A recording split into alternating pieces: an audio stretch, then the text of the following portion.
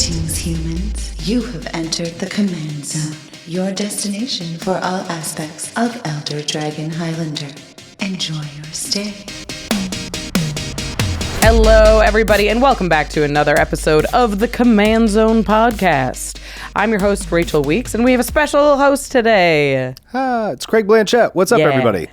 Yeah, Craig is joining us for our continued coverage of March of the Machine. This time we are in the aftermath of things. Yeah, after Mom came through and the machines messed everything up. Yeah, the March is over and the machine lost? It did. And it left many of our favorite planeswalkers desparked. No longer planeswalkers, back to being regular creatures.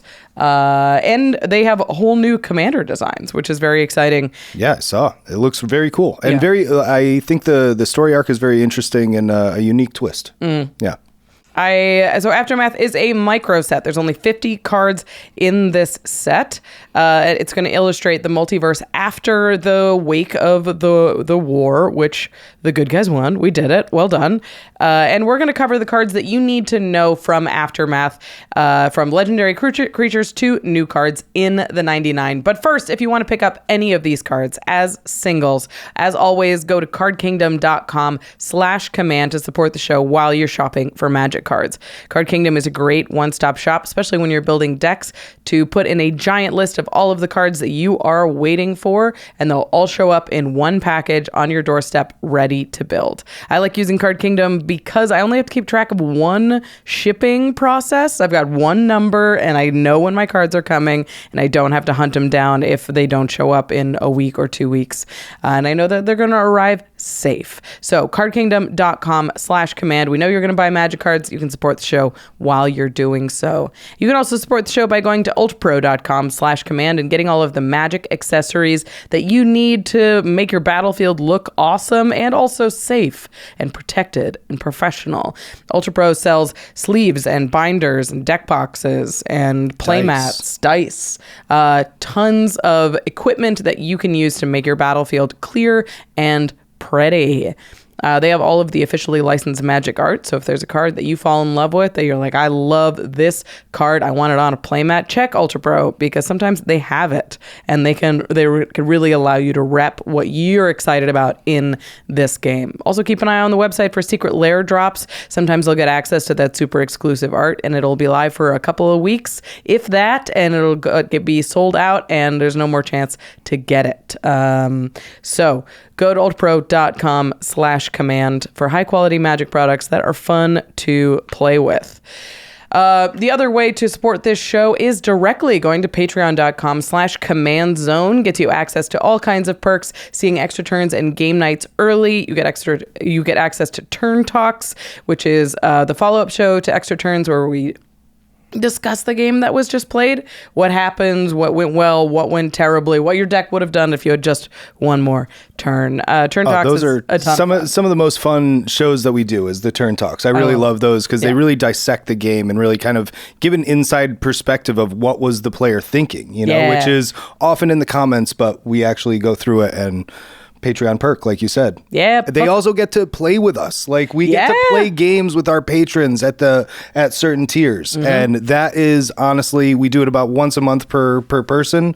One of my favorite days of the month. I love it. So it's a person every week that you can play with if you join at that tier. So once again, patreon.com/commandzone. Plus we shout out one lucky patron every episode. And this episode is dedicated to Bradley Spice. Thanks, Bradley. Spice. Yeah, he brought the spice for this episode. Yeah. For sure. Got to go to Card Kingdom. Get that Card more Kingdom. spice. Get the spice. Yeah. All right. We are going to get into our main topic, and this is all of the cards that you need to know from March of the Machine Aftermath. There are only 50 cards in this set. That's crazy. It's a wee one. Like including commons? There's no commons. It's not like... It's uncommons, rare, and mythics. So it starts from uncommons and goes up from there. This is starting to make sense. Okay. Yeah, and there's... Okay. I was like, Aftermath, that's like, it's only 50 cards. How much of a set review could we have to have? And a lot is the answer. There are 21 legendary creatures in this set. So 21 of the 50 are legendary creatures. Okay. Plus, there's some cool cards for your 99. But we've been covering March of the Machine for a long time. So in the interest of not having 3 more weeks of set reviews on March of the Machine alone, we're going to try and condense this into one super episode. So if it feels like we're moving fast, we are. That's right. We're going fast. So we are not going to cover, obviously, all of the cards in the set. We're not going to cover every legend, but we'll hopefully hit the ones that you are the most excited to see, or you'll see the most often at your table. Basically, we want to prepare you for what's to come in the aftermath. So we're going to go in alphabetical order with some cards that we want to spend a little bit more time in, and then we're going to go into a speed round. And we're going to cover a whole bunch of cards as fast as we possibly can. All right. Let's get into it. Yeah, I'm ready. This first one is a commander. Yep. And it's a legend that we've seen before. It's Arni Metalbrow. Yeah. Good from to see him again. Kaldheim. Yeah. Arni is 2 and a red for a legendary creature, human berserker. He's a 3/3. And he says, whenever a creature you control attacks or a creature enters the battlefield under your control attacking, you may pay 1 and a red. If you do, you may put a creature card with mana value less than that creature's mana value from your hand onto the battlefield, tapped and attacking. Okay. And it stays there. It stays there. It doesn't go back to hand. You don't have to sacrifice it at end of turn. It's sort of like a very fixed Kalia. Yeah, very fixed. It's fixed. Lower CMC. I mean, and one. Comparing it to Kalia is a little okay. Let's don't get ahead of ourselves. It's closer. It's closer to something like a Purphoros bronze blooded. Yes. Or an Ilharg the Raise Boar. Although both of those, they want you to sacrifice the card or return it to hand. Return it to hand. Right. This seems better. I agree with a lower CMC too to get it out. Like, I dig it.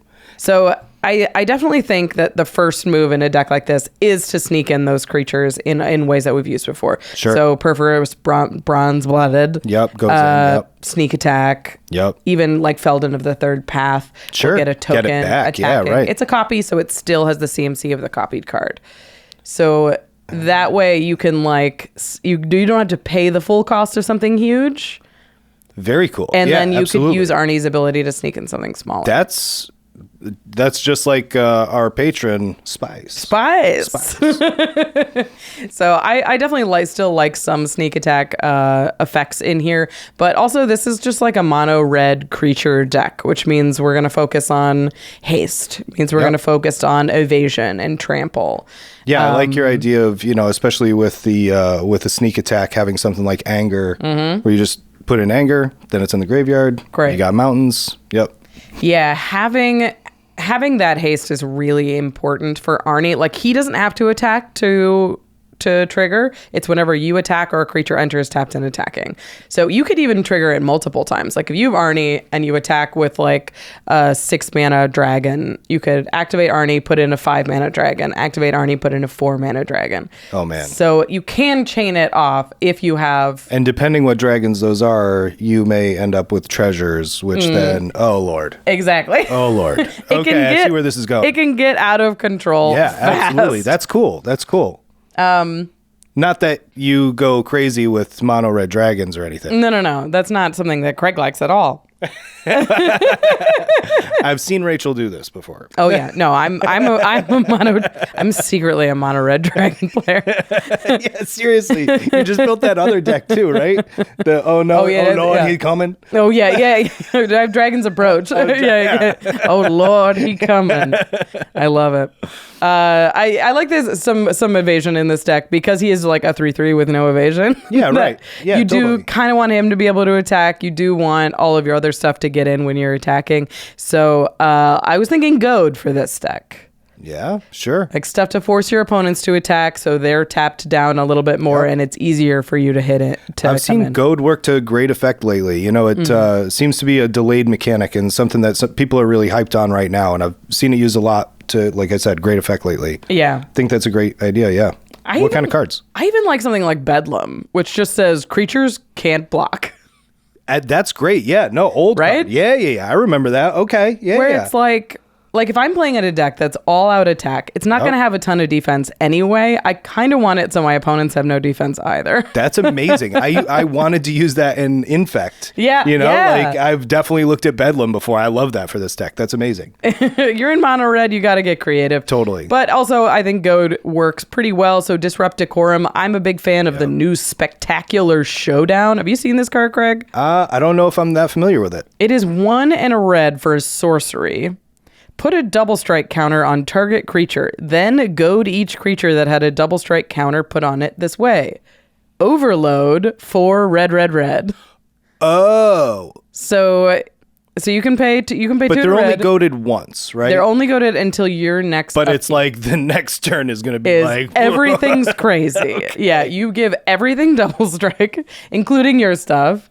I want to see a turn with this, yeah. But you can cast this post combat, and then it's like they attack with double strikers, they attack with double strikers, they attack with double strikers. Totally. Now the board's clear, and you get to attack with your double strikers. That's awesome. Spectacular Showdowns are really fun. You're totally right that you play this second main after you just sit. Yeah. Yeah. I mean, you just say you 7 mana sorcery and see what happens. Yep. That's awesome. That's awesome. I love it. All right, this is a cheaty deck. We're going to try and cheat big things into play. So let's talk about the beef. Yep. This is the most important part of decks like this. Yep. I was thinking about putting cards in this deck that are naturally high CMC, but have a cost reduction on them somehow. Sure. So that Arni sees them with a high CMC and is like, oh, you've got something big and powerful. Yep. We'll let you cheat in, a 6 CMC thing. Sure. So I wonder if this deck wants like an Avatar of Fury, which is reduced by the number of lands your opponents controls. It costs 6 less to cast if your opponents have 7 or more lands, but it's an 8-drop. Sure. So if you attack with an 8-drop, Arni lets you cheat in a 7-drop or a 6-drop or a 5-drop. Right. And it stays there. Molten Monstrosity is reduced by the greatest power among creatures you control. Okay. So if you have your Arni commander on board, then minimum this costs 5. But if you have something more powerful, then it's costs even less. But naturally, it's an 8-drop. So again, it'll let you cheat in some of these more powerful cards that have a lower CMC. Oh, I totally dig it. Yeah. Yeah. Ancient Stone Idol is another good way to do this. Yep. But let's talk about the actual powerful things that you want to like. Those are like kind of cool, cheaty moves. But like, I don't know if you're going to win the game with a 5/5 trample. You know? Maybe you have like 1 or 2 of those in there just to like get the payoff late game. But but I think this deck is really about the dragons. It's about the dragons. Yep. Ancient Copper Dragon. He got that metal in his brow somehow, right? Yeah, exactly. It's just coins. It's just treasure coins. I like Ancient Copper Dragon a lot in this deck. 6 CMC totally. Is super reasonable. And if you put it in tapped and attacking, you're like, we weren't ready. Roll that yet. D20, baby. Yeah, it's great. I love it. You might actually get that first connect. Yep. Balefire Fire Dragon.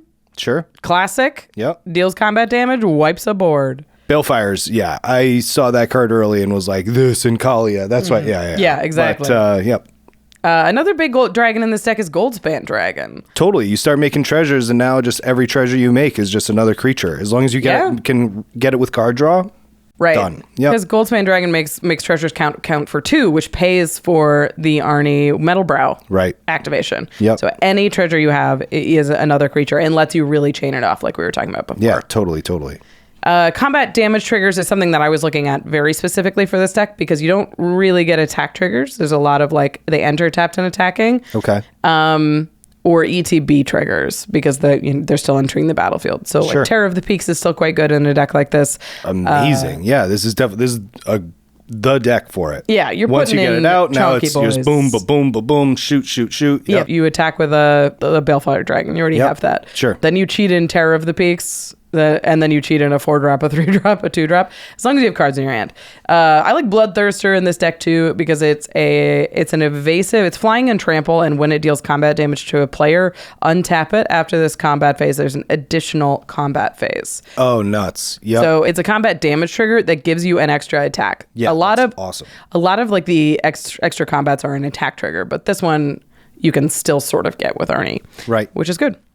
All right, we've been talking a lot about having cards in your hand. Right. Because eventually you're going to run out. Yeah, totally. We're playing mono red, exactly, yeah. So we're going to need some big draw spells to make sure you always have something else to cheat into play. It's like Kalia. Like, you just can't run out of cards. Right. Unfortunately, you're in mono red, so that's a little bit harder. But there's still some good red card draws. Obviously, there's Wheel of Fortune and Wheel of Misfortune. Yep. Valakut Awakening lets you bottom some cards that aren't gas and draw some new ones. Yep. Winds of Change. Winds of Change, great old card. Super cheap. Works. Yeah. 1 red mana. Yeah. Not dollar wise. It's probably. I was like, did that reprint really take it down that much? No. But okay, expensive card, cheap mana wise. And there's also a new card that I wanted to look at, which was Invasion of Kaldheim. I'm super high on this card. Okay. So this is a battle. 3 in red. When it enters the battlefield, exile all the cards in your hand, then draw that many cards. Until the end of your next turn, you may play cards exiled this way. Very cool. So if you have 4 cards in hand, you exile the 4 cards, you draw 4 new fresh cards, but you still have 1 more turn with the 4 cards that are exiled. You can't cheat them into play with Arni, but if they're lands or they're like removal spells, you can still hold those still play them. And look for like your big beefy guys. Okay. I dig it. Yeah, because you're always digging, right? Like you're saying, you're always digging for your beef. Right. And that makes perfect sense. You get 4 more potential beef sticks. Dig for your beef. Dig for it. I think Bedlam Reveler is really good in this deck. 6 red. It costs 1 less for each instant and sorcery in your graveyard. I don't know how many of those you're going to have, but it's an 8-drop that it could be potentially it's the reduced mana cost thing. Exactly, right. And then when it enters the battlefield, discard your hand, then draw 3 cards. Right, so and you get that extra churning a little bit of a effect, reload. Right? Yep. Yeah. It's a little strange in the deck, but I think it could find a home. All right. Yeah, I think that makes perfect sense. That's Arni. We've done 1. Yeah. The Metalbrow. The Metalbrow.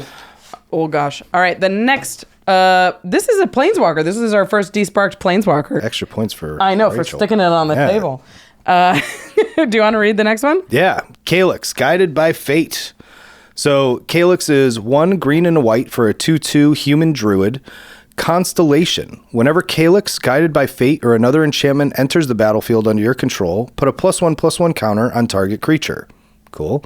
Whenever Calix or an enchanted creature you control deals combat damage to a player, you may create a token that's a copy of a non-legendary enchantment you control. Do this only once each turn. Okay, interesting. Not each of your turns. Yeah, it would be tough to make it happen during your opponent's turn, but there may be things there. Yeah, okay. This is green-white enchantress. Totally. Plus some counter stuff and a little bit of copies. Yep. It gives you payoffs for enchantments entering the battlefield. So you get a little bit of +1 counters, which makes it easier to attack with this 2/2. Right. Or your other creatures. Yep. But I do think that we don't want to rely entirely on the +1/+1 counters to make sure that you're connecting with Calix or with other creatures. So my first thought with this deck is we should let's put some evasive auras in here. I think there's a build with Calix that doesn't involve a ton of the aura thing. Sure. Because it says whenever an enchanted creature deals combat damage. Right. You could probably just ignore that and just be like, I'm just going to hit with Calix, and whenever Calix hits, I'll make a copy of an enchantment. But my worry is Calix gets removed. Sure. And then you're like, okay, I'll recast Calix.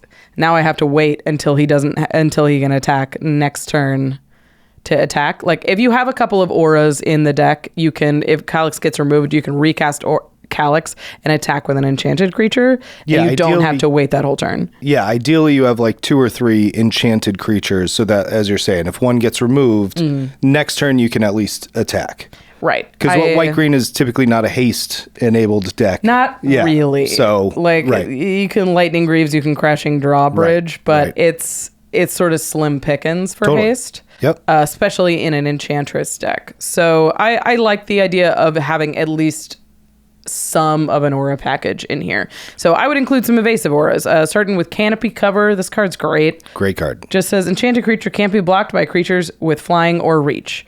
Or can't be blocked except by creatures with flying or reach. So it gives it functional flying. And then enchanted creature can't be the target of spells or abilities your opponents control. Yep. Effectively hexproof. Nice little hexproof, yeah. So some protection, some evasion, solid. Angelic Gift is just ETB, draw a card, gives enchanted creature flying. Griff's Boon is a nice, I think sort of an underplayed enchantment, actually. Totally.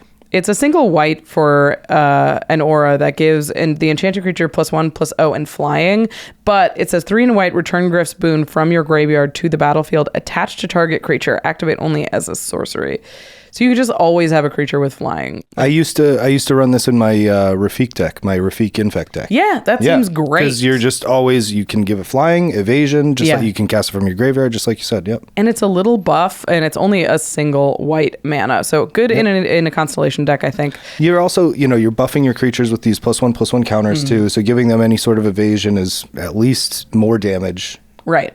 Yeah, you can load up one creature with them and hit with a or defend with it. Like it seems like an effective strategy because you can either prevent people from attacking you and still kind of attack freely as long as you have multiple creatures, as you were pointing out. Yeah, because you only need one creature to attack with, right? So as long as you have Griff's Boon in circulation, you only need one to have flying to still trigger Calix every turn. The other one is like Unquestioned Authority, which gives the enchanted creature protection from creatures. Oh, yeah. Really, really powerful Crazy effect. good, yeah. It does mean you can't put counters on it anymore because it has protection from Calix. But you just beef up your blocker. But yeah, you've got this creature that is effectively unblockable and a forever blocker. Yep. So it seems good. That's very cool.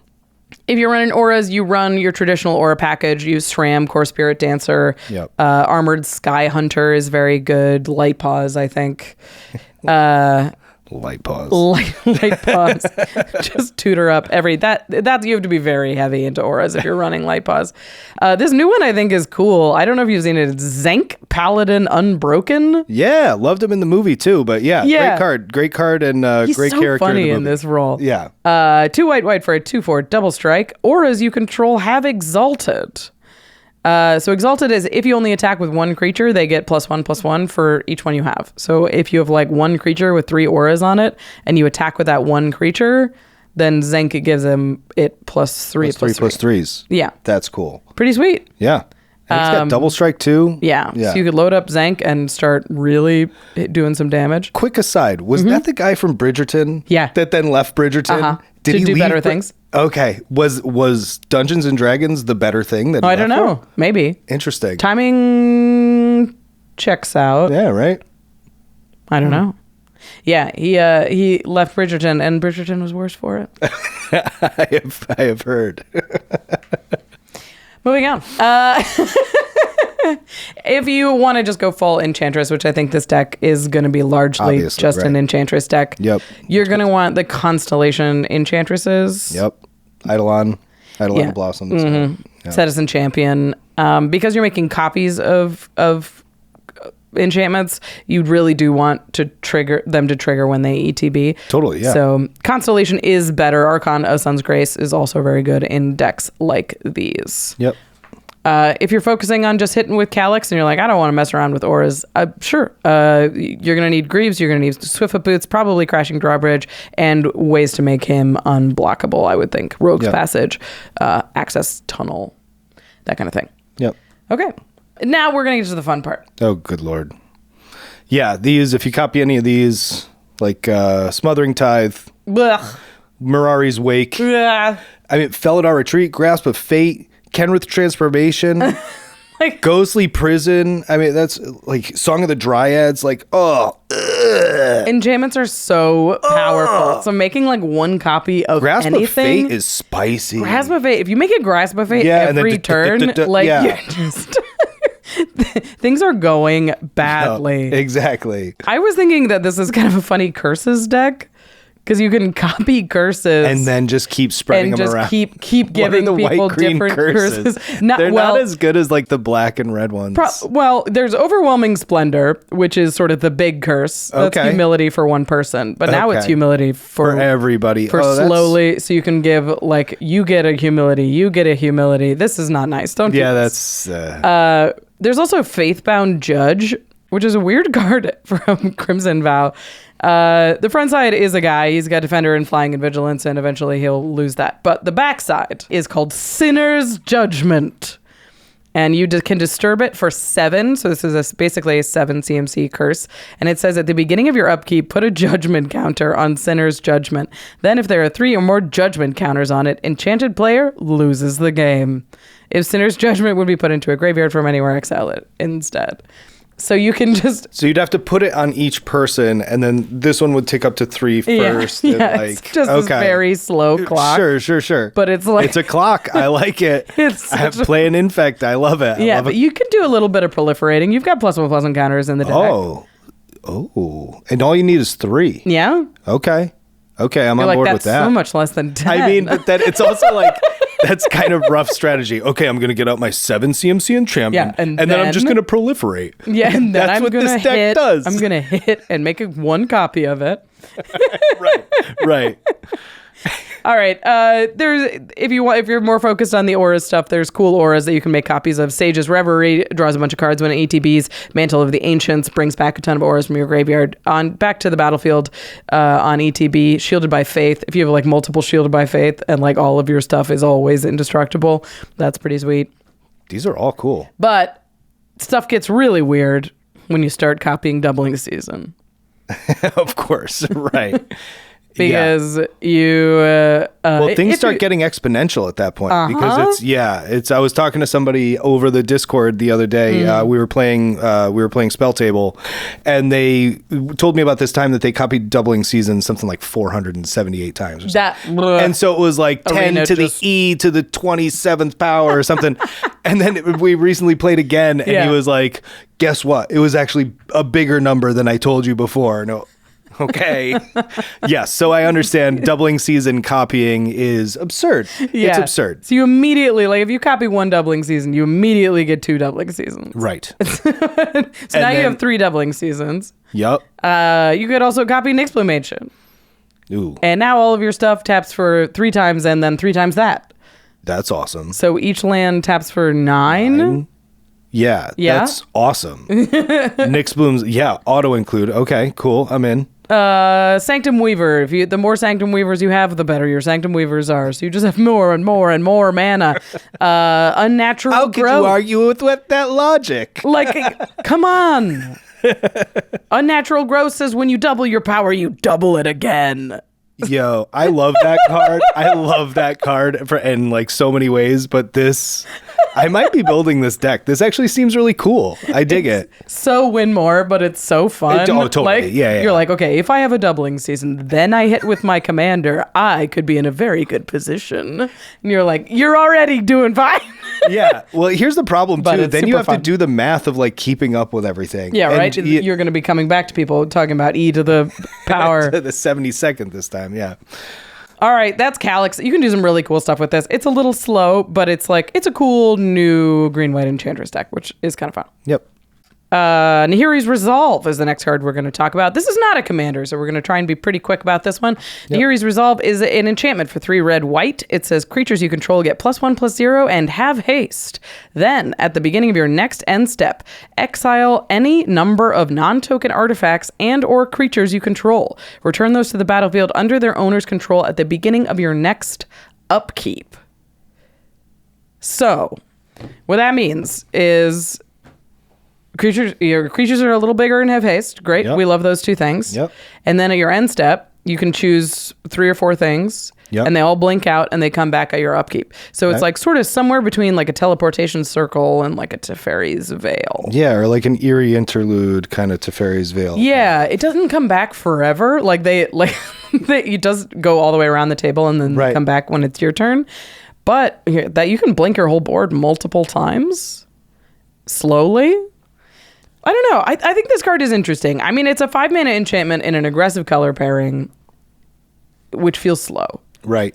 I mean, the difference from Teferi's Veil is Teferi's Veil, they don't get the ETB effect because they phase out. Right. So there's definitely, you want ETBs. The nice thing about this enchantment is the enchantment gives them haste. Mm-hmm. So when they come back at the beginning of your turn, they can attack, which is what you want with the +1/+0. Mm-hmm. But but then you lose these creatures during other people's turns. Mm-hmm. So lose their effects if they're a benefit, or you lose the ability to block, which, you know, can be tough.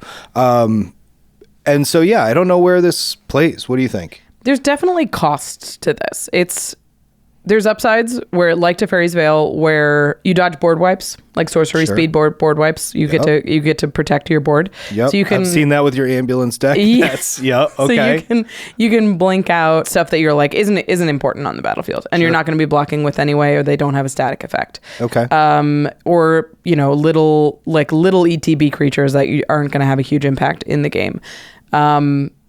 But yeah, they're gone for a long time. This is like, it's really bad with Gisela, because Gisela's gone. You want her effect on the battlefield. Yeah, you would definitely not choose to Linvala, you would not choose to let go away, right? There's a lot of effects in red and white that you want on the board. But maybe you still play those so that you leave them there, and then you get the ETB effects, because those seem like they would go in the same deck that this would go in. You would think. Because it's an attacky deck, so you'd want Gisela. Right. And then Linvala is just... It's so good. Linvala's gotten me so many times. So this card is actually wild with threaten effects. Yeah? Specifically with like ETB threaten effects. Like a Zealous Conscripts. Zealous Conscripts, when it enters the battlefield, you gain control of target permanent until end of turn. Untap that permanent and gains haste until end of turn. Wait, Zealous Conscripts isn't even creature? No, it's permanent. Yeah, you can steal planeswalkers. Whoa. Yeah, Zealous is crazy. Yeah, so okay. You can... So with this card, you can steal, like, let's say you steal a Gisela. Sure. And you have it for your turn. Yep. So you get to attack, you double all your damage. Wham! Great. Cool. End of turn. You get to exile some creatures. You can exile their Gisela. Sure. And your Zealous Conscripts. Okay. And they leave the battlefield. They don't come back until your next upkeep. And they return under their controller's control, so they get their Gisela back, but not until your upkeep. Sure. So in which case your Zealous Conscripts is seeing it again, and you could be like, that's still the best thing. Okay. Wow. Yeah. It's wild. I'm not gonna lie. When you said take target permanent, I'm thinking like Guy's Cradle or something like that. I mean, you get it, Guy's Cradles too. You just can't blink it out with this enchantment. Oh, sure. Okay, you can only blink the creatures. Okay, so it's really only best with creatures. With creatures or artifacts, you can blink artifacts as well with this card. Okay, understood. Okay, good to know. So let's talk about the blinkiness of this. Generally, it's going to be great with Zealous Conscripts type effects. It's going to be great with like a Sun Titan. First of all, your Sun Titan has haste. Yeah, that's amazing. And is a 7/6 now. Yeah, that's awesome. And then you blink him, so you get ETB attack, and then he leaves, and you get an ETB attack again. Sun Titan! That's amazing. The best. That's amazing. There's no card that feels like Sun Titan. I love it so much. I agree. Such a tried and true friend. He's a good guy. Been around for a long time. Can't keep Sun Titan down. And you can't beat that hair. There's tons of ETBs that are in white and red. I really like white and red for blank colors. White's really strong, obviously. Skyclave Apparition, Palace Jailer. Yep. But red ETBs are getting better and better, especially if you're blinking in mass. Yep. Like you've got, obviously, like Perforos, God of the Forge, and Impact Tremors. Rose Room Treasurer has when Alliance for the first 2 times a creature enters the battlefield this turn, you make treasures. Okay. And then the 3rd time you can pay X and deal X damage to any target. Cool. Okay. Preston the Vanisher will double all of your ETBs on this. Yeah, that's crazy. Which is very powerful. Yep. Like Rumor Gatherer will draw you cards on ETBs. I think any deck that kind of wants like a Delina Wild Mage, which is the one that attacks and makes token copies of stuff. Totally. Oh, I love Delina. Yeah. Is going to want a card like this. Yep. Very cool. Yeah, because haste is powerful, because an anthem is powerful, because blinking your whole board is powerful. Like I think this card does do enough. And I don't want to get off of this card quite yet because I want to talk about Coveted Jewel. Oh, Lord. Oh, yeah. Right? It's so fun. You just keep getting, you get the ETB over and over, and your opponents do not get a chance to steal it. Yeah, that's great. That's great. That's awesome. So Coveted Jewel CMC is 6 mana. It's a 6 mana Gilded Lotus, but when it enters the battlefield, you draw 3 cards. Draw 3 cards. No, so that's you play the best part you draw about 3, it, right? and then it taps for 3 mana. Yeah. And then end of turn, you exile it, and your opponents don't get a chance to steal it from you because it's gone. Sure. And then it'll re-ATB and you draw 3 more cards. And it takes the target off your head because it's almost like the Monarch, where it's like the coveted jewel, everybody wants it, so they want to hit you, right? Yeah, that's awesome. Yeah. So there's some cool artifacts with ETBs. I think Coveted Jewel is the best among them, but our Chaomancer's map, every time it ETBs, you'll draw 2 planes. Curse Mirror enters as a copy of some creature. Curse Mirror is cool. Over and over and over. Oh, totally. Curse Mirror is cool. The other move with this one is you can hide group hug artifacts. Okay, tell me more. So like a Gear Orrery. Okay. Says that each player can play additional land. Yeah. And if they have no cards in their hand, they'll draw 3 cards. Right. Normally, it's dangerous to play a card like that because everybody gets that effect. Right. But if you can exile it at the end of turn, then it's just your orrery. It's just for me. Oh, that's so nice. Yeah, okay. Yeah. It's very silly. You could put Howling Mine in there. You could Horn of Greed just for you. Yeah, those are great. Yeah. Those are all fantastic. Okay, I'm loving this more and more. Okay. I think it's a fun card. You kind of convinced me with those last ones. That's awesome. It's a pretty expensive card, but like I think it does enough. Totally. I think it does enough. I'm curious. I want to see what you guys think about Nahiri's Resolve, but we're going to keep it moving. Let's do it. There's a new Narset. Of course there is. Yeah. Of course. Do you want to read her? Sure. So Narset, Enlightened Exile. 1 blue, red, white for a 3/4 human monk. Creatures you control have prowess. Whenever Narset Enlightened Exile attacks, exile target non-creature, non-land card with mana value less than Narset's power from a graveyard and copy it. You may cast the copy without paying its mana cost. Okay. Okay. So a couple things to highlight before we get into this. It says a graveyard can be anybody's. Cool. Which is weird. Yeah. And you're casting a copy from a graveyard. This can be if you're copying a permanent spell that's not a creature, you are not creating a copy. It is becoming, or you're not creating a token. It is becoming a token. So don't put cards like Anointed Procession or Idol of Oblivion in a deck like this unless you're planning on creating tokens in other ways, because they do not work with Narset specifically. You're not creating the token. Yes, you're casting a copy of a spell which becomes a token. Okay. It's hairy, it's dumb, but I want to be clear that those... So it makes magic. Those crazy just rules. Little words. Little words. So this is a super open-ended commander. Yeah. Non-creature spells. Yep. Instants, sorceries, planeswalkers, battles, enchantments, artifact. Like, it goes on and on. It could be in your opponent's graveyard. This could be a mill commander. Sounds like a Narset to me. It reminds me a little bit of Vadrik. Do you remember this card? Apex of Thunder. I do. This is the Jeskai one that says whenever a creature mutates, you may cast target non-creature spell that's 3 or less from your graveyard. Yes. Or from your graveyard, yeah. Yep.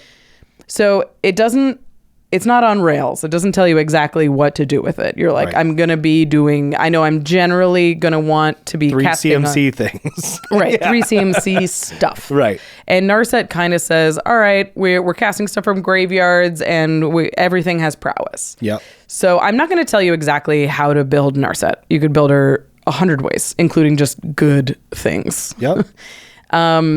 But there are some elements that are going to be consistent between, many versions of Narset. The prowess, although there are some other powerful parts to this card, the prowess part seems to be the most lean into effect. All of your creatures having prowess is so powerful. It is very powerful. I agree. It means you're going to be wanting to cast a lot of things. Yep. Storm count. And Yep. And it means that you're probably going to want to be going wide to some extent. You're right. Because the more creatures you have, the more powerful that prowess ability is. That makes sense. So I think this deck is going to want tokens in some variety. Right. Not necessarily to play Anointed Procession, but I agree tokens are beneficial with prowess. Yeah, just the more creatures you have, the more every prowess trigger counts. Exactly, yep. I think this deck probably plays like Ovika, Enigma, Goliath, that new one. The red-blue one from, Yeah, a lot of stuff, whenever you cast a non-creature spell, make a thing. Yep. So Kaikar, Wind's Fury. It's going to be good. Sure. Third path, Iconoclast. Kaikar good? What? Monastery Mentor. Yep. Prowess triggers separately. So if something has prowess, they will get +2/+2 for each non-creature. Oh, I didn't know that. That's cool. Okay. Monastery Mentor, I always love playing that card. Yeah. It's so fun. And when you can play it in Commander, I think it's really like, it feels very special. Yeah, I agree. 100% with that. I think this deck probably runs Balmor Battle Mage Captain, which does a similar thing. It's blue and a red. Whenever you cast an instant or sorcery spell, creatures you control get +1/+0 and gain trample until end of turn. Okay. So it's sort of half a prowess, and it's only on instants and sorceries. So obviously you'd be building around instants and sorceries if you included Balmor. And if you're doing that kind of build, I think you're probably putting Zada in there. Zada is insane because now you're just creating Storm, right? Yeah, I mean, you're making a mess. Yeah, you're making a mess. That's true. Yeah, and you're casting stuff out of your graveyard. So I think this deck is going to want some looting spells, whatever permanent synergizes with the way that you're building the deck. So it could be a Faithless Looting. It could be the New Bitter Reunion that when it ETBs, you discard a card and draw 2. A Ledger Shredder. They're making Jeskai a lot of ways. Ascendancy. Yeah, exactly. So many ways best. to loot. Jeskai Ascendancy is the best. It's so amazing. I think this deck probably runs Invasion of Mercadia as well. It's a new card from March of the Machine. It's a battle that when it enters the battlefield, you discard a card and draw 2 cards. You flip it for 4 defense counters, and the back is actually sweet. I played this in Limited recently, and it's cracked. It's 2 and a red, discard a card, create 2 1/1 blue and red elemental creature tokens, and then creatures you control get +1/+0 and gain haste until end of turn. Cool. Yeah, so it gives you 2 bodies, and then it buffs the team, and it gives everybody haste. But how does that... Okay, so this is a battle, right? This is the other side of the battle? Yeah. So for the battle, don't you have to deal damage to it? Then it flips. So... You can deal non-creature damage, non-combat damage to it. So you're like lightning bolting it, Yeah. and then you're like, then I enter my attack phase? Yeah, or you could flip it and use it next turn. It itself doesn't have haste, so unless you have a way to give it haste, it's not super good. Gotcha. Okay. Immediately. Okay. But it's I think it does enough, especially with the looting on the front, that it could probably see play in Narset. Narset is sort of the first of these super open-ended commanders that we're going to talk about today. The part of building open-ended commanders is choosing your lane for you. It's like building the deck you want to do. Right. So I think that's a lot of this is going to be salt to taste. You're like, I prefer playing enchantment decks. I'm going to build Narset enchantments or Narset planeswalkers. Or I have a high power meta. I'm just going to put in all of the best non-creature spells I can think of. Right. And like all of those work. So I don't think it's very productive for us to spend a ton of time on exact cards that you could put in these decks because it doesn't specify, and there's tons of good ones. So I trust you get creative with these. We're going to continue with another sort of open-ended commander, but a very cool one. This is Nashi Moon's Legacy. Black, green, blue for a rat shaman. It is legendary. It's a 3/4 with menace and ward 1. Whenever Nashi attacks, exile up to 1 target legendary or rat card from your graveyard and copy it. You may cast the copy. Once again, casting from a graveyard becomes a token, not creating a token. Important to note. I love how they're making all these rat cards. It's fun. With Kumanics and then this and like... They're really leaning into... people really like playing rat tribal, and this one's very interesting because it's Sultai. Yeah. So rat decks tend to be mono black. Yep. And this one introduces some new colors and does introduce some sort of new cards that would be good in rat decks. Like suddenly you can put a Kindred Discovery in a rat deck. That's cool. Or that's amazing. Kindred Discovery, thank goodness they reprinted that because what a nuts card. That card's so fun. What a nuts card. So fun. Yep. I remember using it in my wheels deck, the Locust God. Yeah. And then realizing, wait, I just killed myself. I think I died. Because it's a must draw. Anyways, I died drawing the way I always wanted to.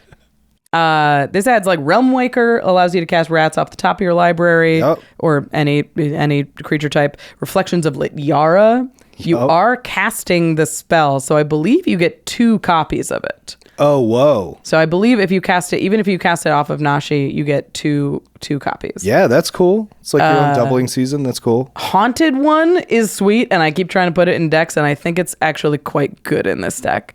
Haunted one is a background. Okay. So it is a legendary enchantment for 2 and a black, and it says commander creatures you own have. When this creature becomes tapped and other creatures you control that share a creature type with it get +2/+0 and gain Undying until end of turn. What? Yo, that's sick. Yeah. That's absolutely going in this deck. Plus, it's a legendary, so you can cast it from the graveyard with Nashi.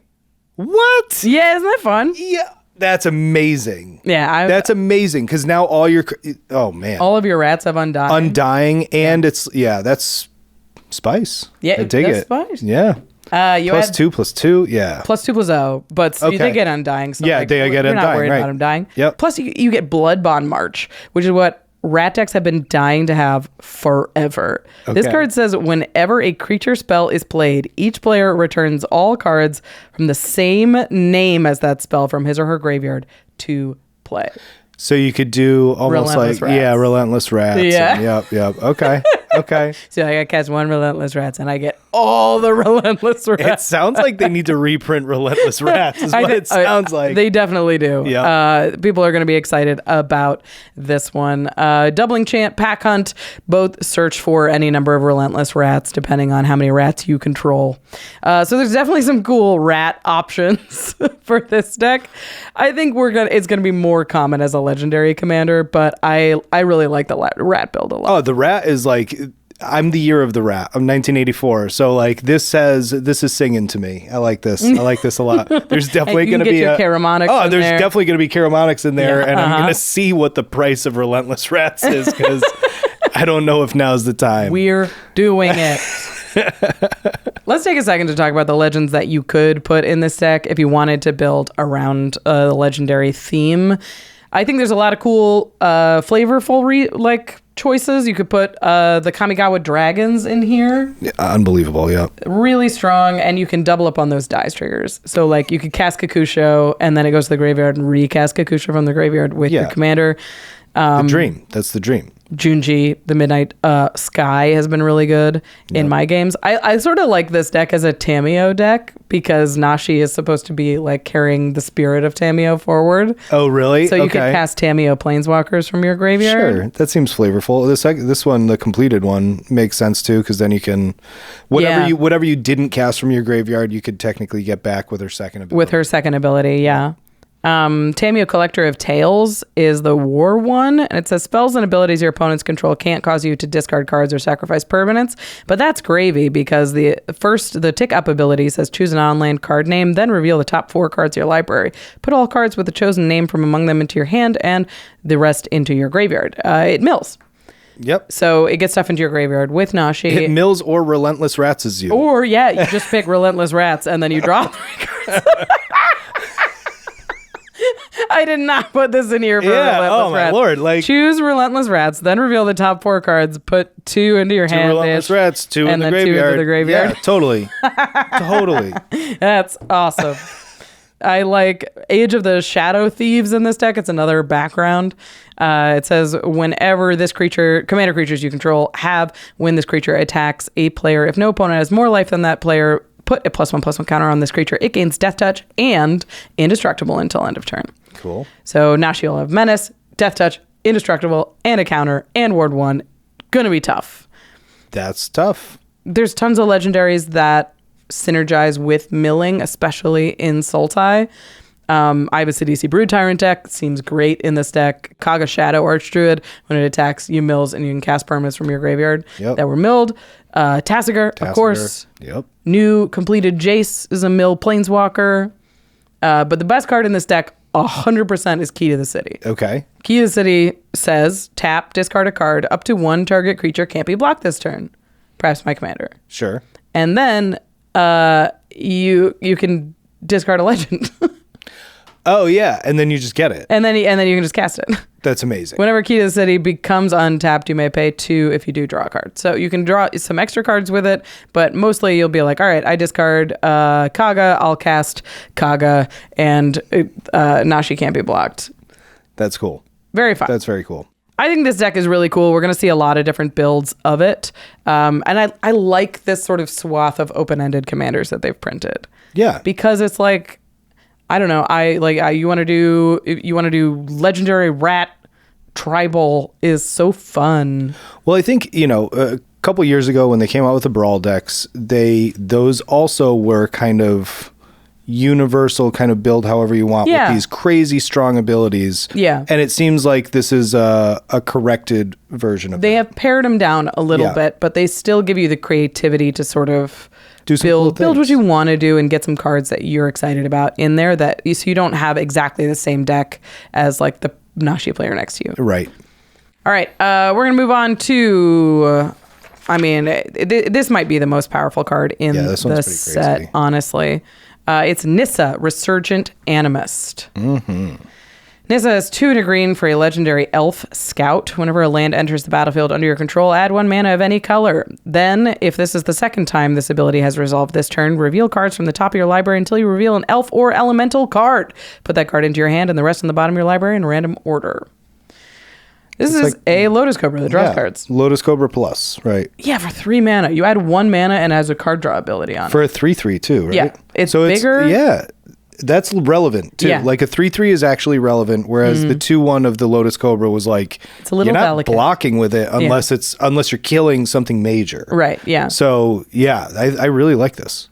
1 CMC more though. 1 CMC more, so it does slow it down a little bit. Yep. So you're, instead of ramping on 2, you're ramping on 3, but it adds that card draw ability. That card draw is crazy, yep. That is so sets powerful. It apart 100%, because you could be stuck with a Lotus Cobra and either you miss lands or you don't have, or now you're down a bunch of cards, whereas this... Yeah, you play a fetch, great replacement. Float 2 mana, you draw an elemental or an elf, both extremely relevant creature types. Yep. And then you have the floating mana to cast it. Yep. I think as a commander, we're not really going to see it as much, but this is a perfectly good mono green landfall commander a la Azusa or Titania. It'll have your explorations, it'll have your burgeonings, it'll have Gaia's Touch, I think is a really underplayed card that lets you play extra land drops. I definitely agree. This is more of a in the 99 card. That's at least how I see it. It'll be in the 99 for me. I think commander players tend to like more colors. I like playing monocolored commanders a lot, but that's personal choice. Commander players on average, I think, play a lot more multicolored cards. Yep. So I think more likely we're going to see this in the 99, and we're going to see it a lot. I did want to do a quick run through of just the good elves and elementals in landfall decks. Yeah, relevant. Let's hear them. And I'm just going to list them. You know these names. Beast Whisperer, Reclamation Sage, Tireless Provisioner, Oracle of Moldiah, Rumor Gatherer, Deathrite Shaman, Avenger of Zendikar, Moldrifter, Nyxbloom Ancient Green Warden, Bane of Progress, Any Omnath, Revelark, Solitude, Endurance. It continues. That's a lot of good cards. I just listed like these are from what, like the top 100 most played cards. Oh, easily, Commander. yeah, all of them. Yep. These are so powerful, and you can just draw it by playing a land, specifically one of these. Right.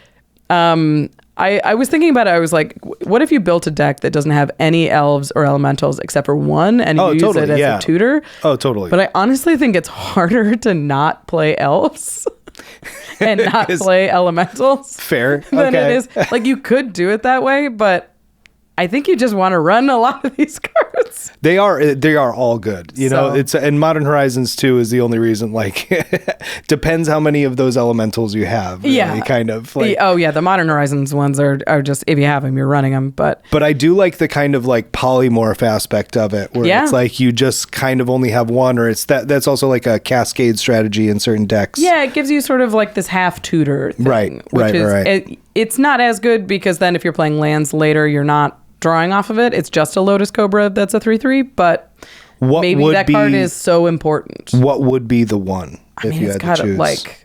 It could be any of these, honestly. Avenger of Zendikar, it could be Nyxbloom Ancient, Yeah, Nyx Bloom's pretty good. It could be probably like an Omnath. Yeah. I love a Bane of Progress. That's what I was thinking, is actually Bane of Progress, and you just build your strategy around land ramp and stuff like that. When you need a Bane, like you need it now. Exactly. And it wrecks. Yeah. It's so good. All right, I think this card's great. I think it's a staple. And there's not much more to say about it. Lotus Cobra has proved itself over and over and over again. Yes, it has. And Nissa is a second one. Okay, so we've got lots more cards to talk about. We're going to get even faster. We're going to get into the speed round. But first, we're going to have a brief word from our sponsors. Where's Jimmy? He's usually so punctual. Yeah. Hey! Sorry about that. I was just getting my deck together, or most of it. But that's just a really big stack of envelopes. I prefer to think of it as pre-sleeved. Well, where's your commander? Let me check. Tracking says he's in shipping label created. Jimmy, you really gotta use Card Kingdom. They send all of your cards in one convenient package. No dealing with tons of envelopes or wrangling all those tracking numbers. And Card Kingdom's shipping is super fast, so you can be sure you'll have that new deck ready before your next game night. And if anything ever goes wrong with an order, their customer service always goes above and beyond to fix it. All right, that settles it. I'm using Card Kingdom from now on. But for now, is everyone ready to play? I guess. Do you even have a keepable hand? Hang on, I gotta shuffle. Get your cards in one safe, easy package with Card Kingdom. When you go to cardkingdom.com/command, you can support the show while shopping from Card Kingdom's huge selection of singles, sealed product, and more. Again, that's cardkingdom.com/command. Today's episode is sponsored by Honey, the easy way to save when shopping on your iPhone or computer. Greetings! I'm Zira, the Golden Sting. How did I rise to the top of Hive Society? I simply use Honey whenever I shop online. And not just because I'm a bee. You see, Honey finds sweet deals on things I was already going to buy. I call that a freebie. The internet is buzzing with coupons, but I cannot be bothered to find them. So I let Honey do the drone work. All I do is click apply coupons on checkout. Then Honey swarms the web for excellent deals while I'm free to live like a queen as prices drop. And Honey doesn't just work on desktops. It works on your iPhone too. Just activate it on Safari on your phone and save on the go. Why, just yesterday I saved $5 on this lavish yellow jacket. That's money I can spend on my precious son, Beador. Hands off! Beador, language! If you don't already have Honey, you could be straight up missing out. And by getting it, you'll be doing yourself a solid and supporting this show. Get PayPal Honey for free at joinhoney.com/commandzone. That's joinhoney.com/commandzone. So, big in-person Magic events, they're back in full swing. And when you're preparing for a MagicCon, you need to remember the essentials. Your Magic decks, your Magic apparel, your deodorants, please don't forget that one. The most important essential of all, staying hydrated. So make sure to bring your liquid IV along for the ride. It's a great way to stay hydrated at every step of your trip, from the long flights to the even longer days jamming games at a con. Just mix it in water and you're good to go. One stick of liquid IV gives you 5 essential vitamins and hydrates you 2 times faster than water alone, which means you've optimized your water. I personally use liquid IV a ton, whether I'm traveling for Magic, out in the desert for Wasteland Weekend, or even just at home. It's convenient, leaves me feeling good, and their strawberry flavor is my favorite. Basically, it's the perfect way to keep cool and feel cool. Now, look, will it make you as cool as Lady Danger herself? I mean, we can't promise that. But hey, it's a good start. Grab your Liquid IV in bulk nationwide at Costco, or you can get 20% off when you go to liquidiv.com and use code COMMAND at checkout. That's 20% off anything you order when you shop Better Hydration today using promo code COMMAND at liquidiv.com. Welcome back, everybody. We are talking about cards from March of the Machine Aftermath. What happens after the machine lost? Boo. And the answer is a lot of planeswalkers got desparks. Yeah. But my lovely Atraxa. But we've got, she got, I'm sorry, Claire. And Eller's I'm sorry that we brought you on just to rub it in. It's all right. At least they're interesting cards. Yeah, there's a lot of cool commanders from planeswalkers that we've loved before that now. This is just a mini set anyways. Yeah. It's not even, we got like not big even real sets. set. Why don't you read this next one? Because he's super powerful. We're going to get back into it. Let's go. All right. So Nixilis, Captive Kingpin. 2 black-red for a 4/3 demon that has flying and trample. Whenever one or more opponents each lose exactly 1 life, Put a +1/+1 counter on Ob Nixilis, Captive Kingpin. Exile the top card of your library. Until your next end step, you may play that card. Cool. Okay. Yeah. So this is like, it's a pingy deck, but it doesn't have to be damage. What does that mean? So, because it says whenever they lose exactly 1 life. Okay. So it could be loss of life triggers. It could be damage triggers. It could be those two. Right. It could be those two things. But it opens it up. Okay. It opens it up a little bit. Yeah. So that means that there's so many ways to build up Nixilis. Yeah, totally. Because if any color combo pings, it's Rakdos. Oh, my mind immediately went to a few. Yeah. But yeah, let's get through them. Which ones do you think are the interesting ones? So there's a lot of different ways to build this, and I wanted to use like signpost Rakdos commanders just to be like, this is generally the direction. Sure. Because spending the amount of time that we would have to spend on each of these, we'd be here all day for our Nixilis. So I think there's a number of different builds that you could be inspired from other commanders, but you're focusing around that one loss of life theme. Right. So the first example is like, you could build this like a Judith the Scourge Diva deck. Right. Crazy. So Judith is traditionally a Rakdos aristocrat deck. You're sacking a lot of creatures and you're draining the table with Blood Artifacts or Zulaport Cutthroats, Bastion of Remembrance, that kind of thing. Yep. So all of those will trigger your commander and will impulse draw you another card. Sure. Notably, it says whenever 1 or more opponents is dealt damage. So if you trigger Zulaport and you hit 3 opponents, you're only going to impulse draw once. Right. But if you Zulaport multiple times, as you often do, then you will draw that many cards. Yep. I think this is probably the most powerful way to build this deck. Aristocrats has proven to be a very resilient and very powerful strategy in Commander overall. And it's so easy to make things die. Oh, totally. Yeah. I mean, you obviously combine this with like, Ashnod's Altar or Phyrexian Altar kind of stuff, because you're probably making a bunch of tokens. Yeah. But I really liked the Pestilence. Oh yeah, Pestilence and Pyrohemia, because those were staples back in the day when I played, and that was immediately where my head went. Oh, it was like, oh, you could put both of them in this. I think that's another one of the ways that I think you could build this is you could build it like an Obashi Punishy deck, totally like a Rakdos group slug, right? So that's your Pyrohemia and Pestilence. You could get a Thrashing Wumpus in there. Yeah. You could add Wumpus. Yeah. This is amazing. I'm loving this. There's tons of cards that do this kind of effect that punish you for playing the game. Right. Like Cataract Parasite. Yep. So whenever an opponent draws a card, they take 1 damage. Oh, so and you draw a card also. Mana Barbs. Every time they tap a land. Ping, ping, ping, ping, ping. I draw 5 cards. Mana Barb. I didn't even think of that. That's amazing.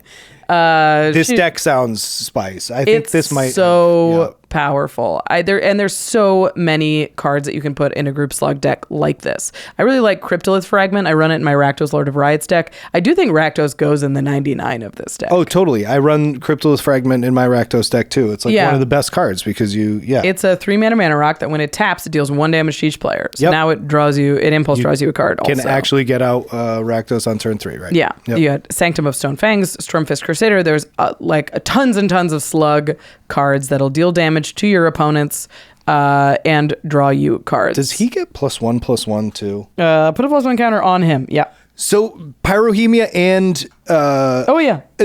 he just keeps getting bigger. It's just so good. You can't kill him. Yeah. I think there's probably a deck that runs like a number of these effects and like crosses over. Oh, totally. But I just wanted to give everybody an example of like the directions, the many directions this deck could go. Like there's a treasure build, there's like a Prosper build of this, where Prosper definitely goes in the 99 of this deck. It's sort of regardless of what you're doing, because you're casting these spells from exile. But then you put in the aristocrat stuff for artifacts, so your Mayhem Devil and like Disciple of the Vault. Nadir's Nightblade. Oh yeah. Then there's when artifacts enter the battlefield, like Reckless Fireweaver. Professional Facebreaker gives you treasures, and you cast more stuff from Exile. Stormkiln, this version of the deck, I think, is also quite powerful. It's tough to build a treasure deck without a commander that makes treasures. Right. But I definitely could see a build. There's enough red-black in here because there's you've got the Grim Hireling and the Stormkiln Artist and stuff like that. So many ways to make. So there are ways. These. Yeah. There's a Storm version of this deck for sure that's like reminiscent of Josh's Torwaki deck. Yeah, of course, right. With Gutshot and Spikefield Hazard, the things that deal 1 damage at exactly and draw you more cards, and they're cheap. So this has a low curve and wants to cast a ton of instants and sorceries with stuff like Keswick Flame Breather. Whenever you cast an instant or sorcery, or a non-creature spell, you deal 1 damage to each opponent. Firebrand Archer, Thermo Alchemist, the new Urabrask. Yeah, that's crazy. Right. Now every time you cast a spell, you deal 1 damage, impulse draw a card, and add a red mana. Right. Right. With Pyrohemia. Seems fine. Seems fine. So there's definitely Storm elements of this. I think you could build this as just a token deck that wants to go aggro, like just a Goblins attack deck. I love it. And that's probably combined with some amount of Aristocrats, but that, Cranko Mob Boss, Impact Tremors, Cavalcade of Calamity. They're like, you could build this so many ways. Oh, you've convinced me. This looks awesome. This looks awesome. And honestly, just a fun mechanic. Like, this is the type of deck where I feel like if I played and lost, I've still won. Oh, yeah. You will see cards. A lot of them will go to Exile because you're like, I drew 90 cards. I can't cast all of these. Yeah, right. But, man, it's doing a lot. You're probably also going to include the cast from Exile synergy cards, which we're going to talk about with this next commander, who I think is one of the most fun of the set. Oh, this is very, very fun. It's Rocco, Street Chef. He's taking that show on the road. Red, green, white is Naya. He's an elf druid. That's a 2/4. It says at the beginning of your end step, each player exiles the top card of their library. Until your next end step, each player may play the card they exiled this way. So your end step, everybody impulse draws, and then you keep it until your next end step when you impulse draw again. Then it says whenever a player plays a land from exile or casts a spell from exile, you may put a +1 counter on target creature and create a food token. Okay. So there's so many. It's Naya food.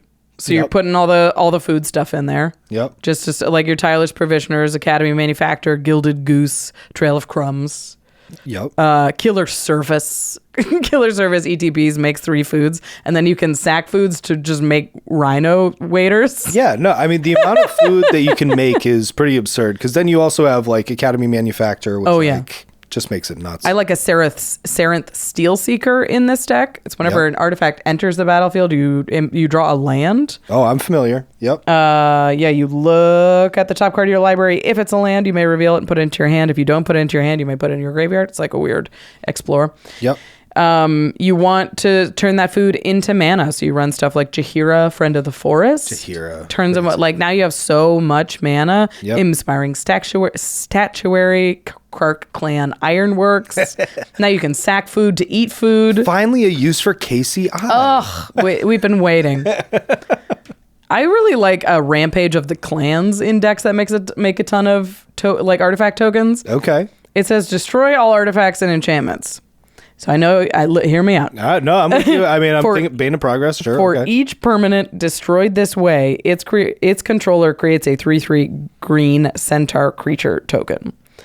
It's an instant. Okay. So if you have 15 food, you can make 15 3/3. Oh, I see where you're going with this. Okay. I'm thinking this seems like an army for my opponents. Okay. I get it. Yeah, but if you want to have the biggest army. more. Yeah. Right. So if you're really focusing on the artifact tokens, you can be like, I blew up all my stuff and now I have a scary board and I attack because it's an instant. I'm just envisioning the last battle in the Lord of the Rings, the Return of the King with all the elephants. Just Benny Brax is great in this deck because each player will likely play the card that they impulse drew on their turn. So you'll make a food on every turn. And Benny says, at the beginning of each end step. So yeah, no, Benny Brex is just unbelievable. So you'll draw token. 1, 2, 3, maybe 4 cards. Idol of Oblivion, always good. There's also could be counter synergy in this deck because he's putting +1 counters on everything anytime an opponent casts something from Exile. Oh my lord. So there's the new Dusk Legion Duelist. That's whenever you put a counter on it, you draw a card, but it only triggers once per turn. It's still worth it. Still good. Yeah. Like it turns into a 2-mana Benny Brex. Where you draw, exactly. draw. Yep. Scurry Oak, whenever it puts a counter on it, you get a squirrel. Scurry Oak was immediately what I thought of. And that's when I told you, like, I thought of cards and I scrolled down. I was like, yep, it's included. There Scurry it is. Oak, I was just like, oh my God, because you can just... Yeah, Scurry Oak is, and it goes infinite with 100 different things. So many things. Yep. All of those +1 counter, like uncommon +1 counter cards from Modern Horizons are really strong. Like Constable of the Realm is anytime you put a counter on it, you O-ring something, another target non-land permanent until it leaves. So you really put a target on its head, but you remove so much. Right. But you're removing the target from something else. Yeah. Right. Yeah. Herd Bailoff makes 4 4s every time we put a counter on it. Mm-hmm. There's a ton of opportunity to go crazy with this deck, and I think the best way to do it is to make your opponents cast more stuff from Exile. Okay. So Urabras Keratic Praetor says the first card you draw each turn is impulse drawn instead. Okay, I'm seeing now what they were thinking with that kind of down the line. That makes sense. Okay. The beginning of your upkeep, exile the top card of your library you may play at this turn. And then at the beginning of each opponent's upkeep, at the next time they would draw a card. So you will impulse draw. You do it every draw, turn, and but then they do it if draw. they. Yeah. Share the Spoils is really fun. When it enters the battlefield, or an opponent loses the game. Okay. Sure. Exile the top card of each player's library. So this ETB is you exile 4 cards. Yep. During each player's turn, that player may play a land or cast a spell from among cards exiled with Shared the Spoils, and they may spend mana as though were mana of any color to cast that spell. When they do, exile the top card of their library. So you're like, I'm going to play this land and I'll replace it. Yep. And you can only do it once per turn. But it's like more stuff that they're casting from Exile, which means more food, more counters. Yeah, totally. Aerial Extortionist says whenever an opponent casts a spell from other than their hand, you draw a card. Yep, that's a definite include. Okay. Soul Partition removes a thing and puts it into Exile. They can recast it. Good Lord. Okay. There's a new battle that does it, Invasion of Gobekon, and if you flip the battle, it puts counters on stuff.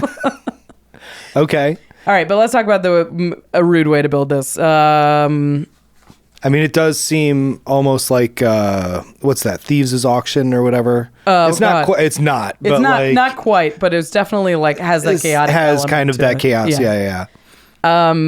There is a rude way to build this deck, and it's Possibility Storm or Knowledge Pool or Uba Mask. All of them basically say that when you cast something, instead you cast something from else. Exile. It's often used in locks or in chaos decks. It can really make a bit of a mess. But you're also in white, so you cast Drannith Magistrate. And now they can't cast anything. That's mean. It's mean. Drannith Magistrate, why is that still in... It shouldn't be single-sided. It shouldn't say your opponents. Yeah, like, and then I it's don't know. fixed. But this card's absurd. So that's an option if you want to build a more high-power deck, that's something that your playgroup does. But definitely run it by your playgroup before doing it. This deck will also have the cast from Exile synergy cards that I mentioned before with Nixilis. Yep. This is going to be like your Passionate Archaeologist. Oh, totally. Whenever you cast a spell from Exile, you deal that much damage. Yep. Delayed Blast Fireball is a really powerful card. It's 1 red for an instant. It deals 2 damage to each opponent and each creature they control. If this spell was cast from Exile, it deals 5 damage to each opponent and each creature they control. And it has Foretell. So if you cast this from an impulse draw, you still get the 5 damage. So it's a single, it's like a 3 mana CMC. instant speed, one-sided board wipe that burns your opponents for 5 damage. Yeah, that seems really powerful. Yep. I like Commander Liara Porter. It reduces the casting cost of spells you cast from Exile by the number of players you've attacked this turn. That's cool. Faldorn makes wolves whenever you play and cast stuff from Exile. Wild Magic Sorcerers as the first spell you cast from Exile each turn. It has Cascade. So if you're reliably building around casting stuff from Exile, this is sort of the package that gets included in decks like this. We're going to refer to it later. There are a number of cards that do this cast from Exile thing in this set. Yep. But that's what I mean when we refer to cast from Exile synergy. Okay. I like Rocco. I think he's a ton of fun. Oh, Rocco was, yeah. It just seems like a lot of fun, just like you said. Yeah. You want to read Tazri? It's another 5-color commander. 5 color, but 3 CMC. So Tazri, Stalwart Survivor, 2 and a white for a 3/3 human warrior. It says each creature you control has tap. Add 1 mana of any of this creature's colors. Spend this mana only to activate an ability of a creature. Activate only if this creature has another activated ability. Then you can spend Wooburg and tap it. It says mill 5 cards. Put all creature cards with activated abilities that aren't mana abilities from among the milled cards into your hand. So it doesn't put them onto the battlefield, but it kind of draws you like a couple cards. A bunch of non-mana dorks, right? Yeah, that's what the stipulation is, non-mana dorks? Yeah, they have to have an activated ability, and that activated ability can't just be mana. Okay. So Magus of the Coffers is okay. Yeah, it is, yeah. Okay, well, interesting. No, that's a mana ability. That is a mana ability, right? That's a mana ability. Okay. But something like Magus of the Wheel is 1 in a red. That's not a mana ability. Okay. But then Tazri will give creatures with activated abilities mana abilities, right. But they can only be used to activate the abilities of other creatures. And they're only the color of the card. Okay. A lot of steps on this. But basically, all of those words wheedle down to activated ability themed deck. Yes. So it's a creature deck, and all of them have to have some kind of activated ability. Tazri will only draw them if they're not mana abilities. Right. Okay. So here's the important part. It's finally a Magus commander. It's a Magus themed deck, Craig. We've been waiting. Oh my goodness. All the best cards in Magic. They have these representatives that are now going to come into the light. All of the most powerful cards in Magic have these dumb recreations of them. And some of them are quite good and some of them are quite bad. Also, some of them are very rude. But I've always thought it would be funny if somebody built around just all the Maguses. All the Maguses. There are some that are quite rude. There's like Magus of the Balance and stuff. Yeah, absolutely. Oh my God. Yep. So you could do that. I think that's funny. But more likely, this is just going to be a 5-color creatures with activated abilities deck. Which I wanted to do a refresher. Activated abilities, of course, are like anything that's a tap and anything that's like pays a certain amount of mana : but it could be a lot of stuff that's shortcutted, that we shortcut, like cycling is an activated ability. Oh, interesting. Okay. So Unearth, Eternalize, Embalm, Encore, Ninjutsu, could reconfigure, Forecast. Like these are all activated abilities because they have the : Very cool. So Disturb or Escape are alternate casting costs. Okay. They are not activated abilities. But a lot of the ones that sort of look like that, like Unearth, are. Okay. So it doesn't have to be like a traditional activated ability deck. You could build around something else. That's a good note. I wouldn't have thought of that. I did want to note, because this is something I had to look up.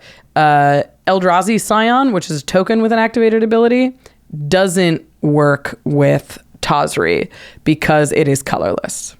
So even if like a Walking Ballista is a colorless creature, so it will not tap for mana because it doesn't have any colors. Oh, okay. So that's sort of a weird thing to keep an eye out when you're building this deck. Yep. Again, this one could be built 100 ways. There's so many activated abilities on creatures in Magic, and there's so many of them that are designed for like specific strategies. Right. You could build like a big mana deck and go with some like a Kinnan deck. Yep. You could build like an artifact themed deck with Goblin Welder and Angel of the Ruins. Yep. That has cycling. You could build a lands deck. You could build 5-color lands using like Sakura Tribelder and Perennial Behemoth, and the creatures that tap to put lands into the battlefield, like Sakura Tribe Scout, I think does that. Yep. Then there's just tons of good ones, like Douthie Voidwalker and Teamer Sabertooth and Fate Stitcher.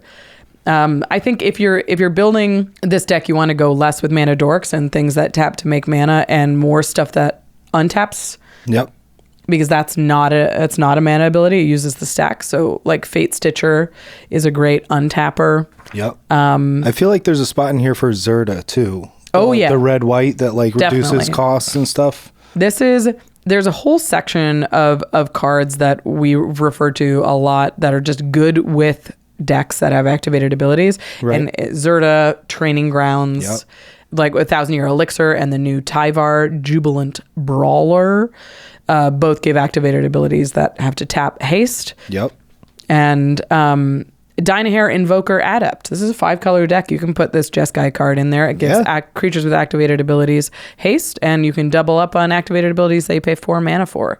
So there's a lot of support for this kind of deck to exist. I'm curious to see what it actually looks like in practice, because there's a lot going on. This is one that you're going to have to narrow down with your own very special creativity. I built Dynahair. Yeah. And it's three color activated abilities, but I built it more around artifacts because you really need to it still runs Mother of Runes and that kind of thing, but you do need to zero things down a little bit so the deck actually has a plan. Yes. Must have a plan. All right, we got one more commander that we're going to cover before we get into the speed round. Sweet. And this one is Tyvar the Bellicose. We just mentioned him, and he's back, and he's not a planeswalker anymore. Yep. 2 black-green for an elf warrior. He's a 5/4, and it says whenever one or more elves you control attack, they gain death touch until end of turn. But more importantly, it says each creature you control has, whenever a mana ability of this creature resolves, put a number of +1/+1 counters on it equal to the amount of mana this creature produced. This ability only triggers once each turn. So, unlike the other one where they couldn't be mana dorks, this one benefits mana dorks. This one's about the dorks, yeah. Okay. So it's going to be good with some of the same stuff that we've already talked about. It's going to be good with old Tyvar and, middle Tyvar. This is all will be one Tyvar, so he's also kind of new. Yeah, right. And the 1,000-Year Elixir. But this time, we're talking about mana dorks, and specifically mana dorks that make a ton of mana. Yeah, some of these are absurd. So this is really good with mana dorks that rely on +1/+1 counters, like Incubation Druid. You could tap it for a single mana, and then you put a counter on it, and next time you'll tap it for 3 mana because you'll have satisfied this adaptability. Yep. Marwyn the Nurturer makes mana for the number of counters on her, so you're making exponential mana. Crazy, yep. Priest of Titania makes mana for the number of elves you control. Circle of Dreams Druid makes mana for the number of creatures you control. Sylvala, once you have big creatures out, is going to go nuts. Yeah, once you've, if you've activated another, even if you activate Sylvala just for herself, right? Which you never do. Right. You do, green tap, you put 2 counters on Sylvala because she's made 2 mana. Yep. Now she's a 4/4 and is going to make more mana next turn. Right. So you, don't even need the big creatures yet. I think haste is kind of important in this deck because you're going to want to chain these together because there are quite a few elves that, given certain stipulations, as you're pointing out, do tap for more than 1 mana or tap for more mana than they cost to cast. Right. So I think the haste or the Elixir of Immortality, 1,000-Year Elixir, or 1,000-Year Elixir, it kind of really work to help you really chain this together. So that combined with some card draw. Really important. You got a deck. Elf ball, baby. Yep. You could also do not necessarily elves. There are some +1 counter activated ability things that are weird. Yep. Like Crystalline Crawler is a 4 mana construct. When it enters the battlefield with a +1 counter on it for each color of mana spent to cast it. So in this deck, probably just 2 counters. So it would be a 3/3. And then it has an activated ability that says remove a +1 counter from Crystalline Crawler, add 1 mana of any color. Then tap, put a +1/+1 counter on Crystalline Crawler. And I know what you're thinking. This goes infinite. Oh my God. It only happens once each turn. Yep. But you can just all keep making mana off of it. Every turn you can remove a counter from it and put a counter on it, remove a counter from it, put a counter on it. Cryptic Trilobite makes 2 mana when you remove counters. And then you put 2 counters on it, but you can only use that mana to cast activated abilities. It's sort of a weird plan. It's a weird plan. It doesn't do anything. It's very cryptic and it's old. It's a trilobite. Yeah. I have it in my Gave Guru of Spores deck. That's but cool, that's really the only place that I think it really does the thing. Yeah, right? It's so close to doing the I know, thing. right? I've wanted But it it's to no do... scurry oak. That's the thing. Scurry oak, man. It's no scurry oak. All right, there's lots of dork support that we talked about already. Ley Line of Abundance probably goes in this deck. It means when creatures tap for mana, they make more mana. That's cool. A lot of the stuff that you're playing in this deck goes infinite with Staff of Domination. So if that's something that you're into, Staff of Domination, Umbral Mantle. If you want it to just be a +1/+1 counter deck, you'd probably need something like a Dusk Shell Crawler. Creatures with +1 counters have trample on them, and these are going to be big creatures. Yup. So you're going to want them to have trample. Tuskguard Captain does the same thing. All right. So that's definitely the most straightforward way to build this, but I did want to mention it because it's cool. You could make your friends mad and... Everybody loves that. And cast Living Lands. 3 and a green for an enchantment. All forests are 1/1 creatures that are still lands. Everybody goes through that phase where they try to punish their friends in Commander. What year of play do you think that is? It seems to be around year like 2 or 3. I agree. Yeah. I think that's about right. Is 3 where you're like, I'm gonna stick it to him. Exactly. And by that I mean like around the 2nd or 3rd year that you really get into the game of Commander. Yeah. You start to punish your friends because you've gotten punished enough, right? Like, and you're like, I'm gonna show them. Yeah, this is gonna teach everybody to stay away from me. It doesn't work. It doesn't. They get mad and they try and kill you. But this is a funny way to make them mad because you turn all their lands into creatures. Living Lands is nuts. Nature's Revolt is 3 green. All lands are 2/2 creatures that are still lands. So everybody's lands are 2/2s, but your lands get counters when you tap them for mana. Oh, spicy. Okay, so your lands get bigger. When you use them as lands. Yeah. And then they don't have lands. I like it with mana doublers in particular. Like if you even Nyx Mansion, it'll double the mana that your lands produce. So you'll be putting 2 or 3 counters on each land when you. That's really cool. It's a cool kind of deck. Yep. It's a cool kind of deck if you want to take the risk. Seems like a lot of Nyx Ancient really. I mean, not that it didn't have a lot of places to be before, but it seems like there are more homes for Nyx Ancient in this recent set. A lot of, it's just a generically powerful card. So I think a lot of these are like, if you're doing something good, do it really good. Do it 3 times as good, Craig. Okay. We have talked about a lot of cards. Yes. And there are 50 cards in this set, and a lot of them are really cool. Yep. And it was really hard to cut it down just into one episode. So we are going to go into a speed round where we talk about the cards that are cool. We are going to give you our first impressions. We're going to give you general directions, and then we might mention a card or 2, but we're going to try to get through 15 cards in a very short amount of time. So, are you ready, Craig? Oh, I'm ready. Let's do this. We're gonna read each card. We're gonna do it. All right. Okay. This first one is a quick one to talk about, but it's cool. It's Cosmic Rebirth. 1 a green and a white for an instant. Choose target permanent in your graveyard. If it has mana 3 or less, you may put it onto the battlefield. If you don't put it into the battlefield, put it into your hand. You gain 3 life. It's an instant. It's a Sevin's Reclamation or a Regrowth. Yeah. It's sweet. Okay. I'll probably play it. Tell me why it's sweet. It's Sevin's Reclamation, which is also sweet, but that works from the graveyard. I think I'll still play it. Okay, let's move on. Danitha, new Benalia's Light. Danitha, new Benalia's Light. 1 green and white for a 2/2 human knight. Vigilance, trample, lifelink. Once during each of your turns, you may cast an aura or equipment spell from your graveyard. This is like Carador for enchantment. This is the one that's and Carador, yeah. I love it. It's really sweet. Yes. So this is we've never really seen this kind of resilience in an equipment or an aura deck. It's usually like you get them all back. Green white enchantments needed a really strong command. Yeah, right? it did. Enchantress is weak. No, but this one, come for me. This one does seem like one of the top choices now. Yeah, because you have that backup. Auras and equipment. It's not just. Oh, it's not just enchantments. Yeah. Okay, okay, it's a little bit worse than I thought. Yeah. Okay, but it's still pretty cool. Yeah. And you can do some neat stuff with it. Plus, it has Vigilance, Trample, and Lifelink. If you suit this thing up, you're hitting for damage, and they're not going to be able to attack you back.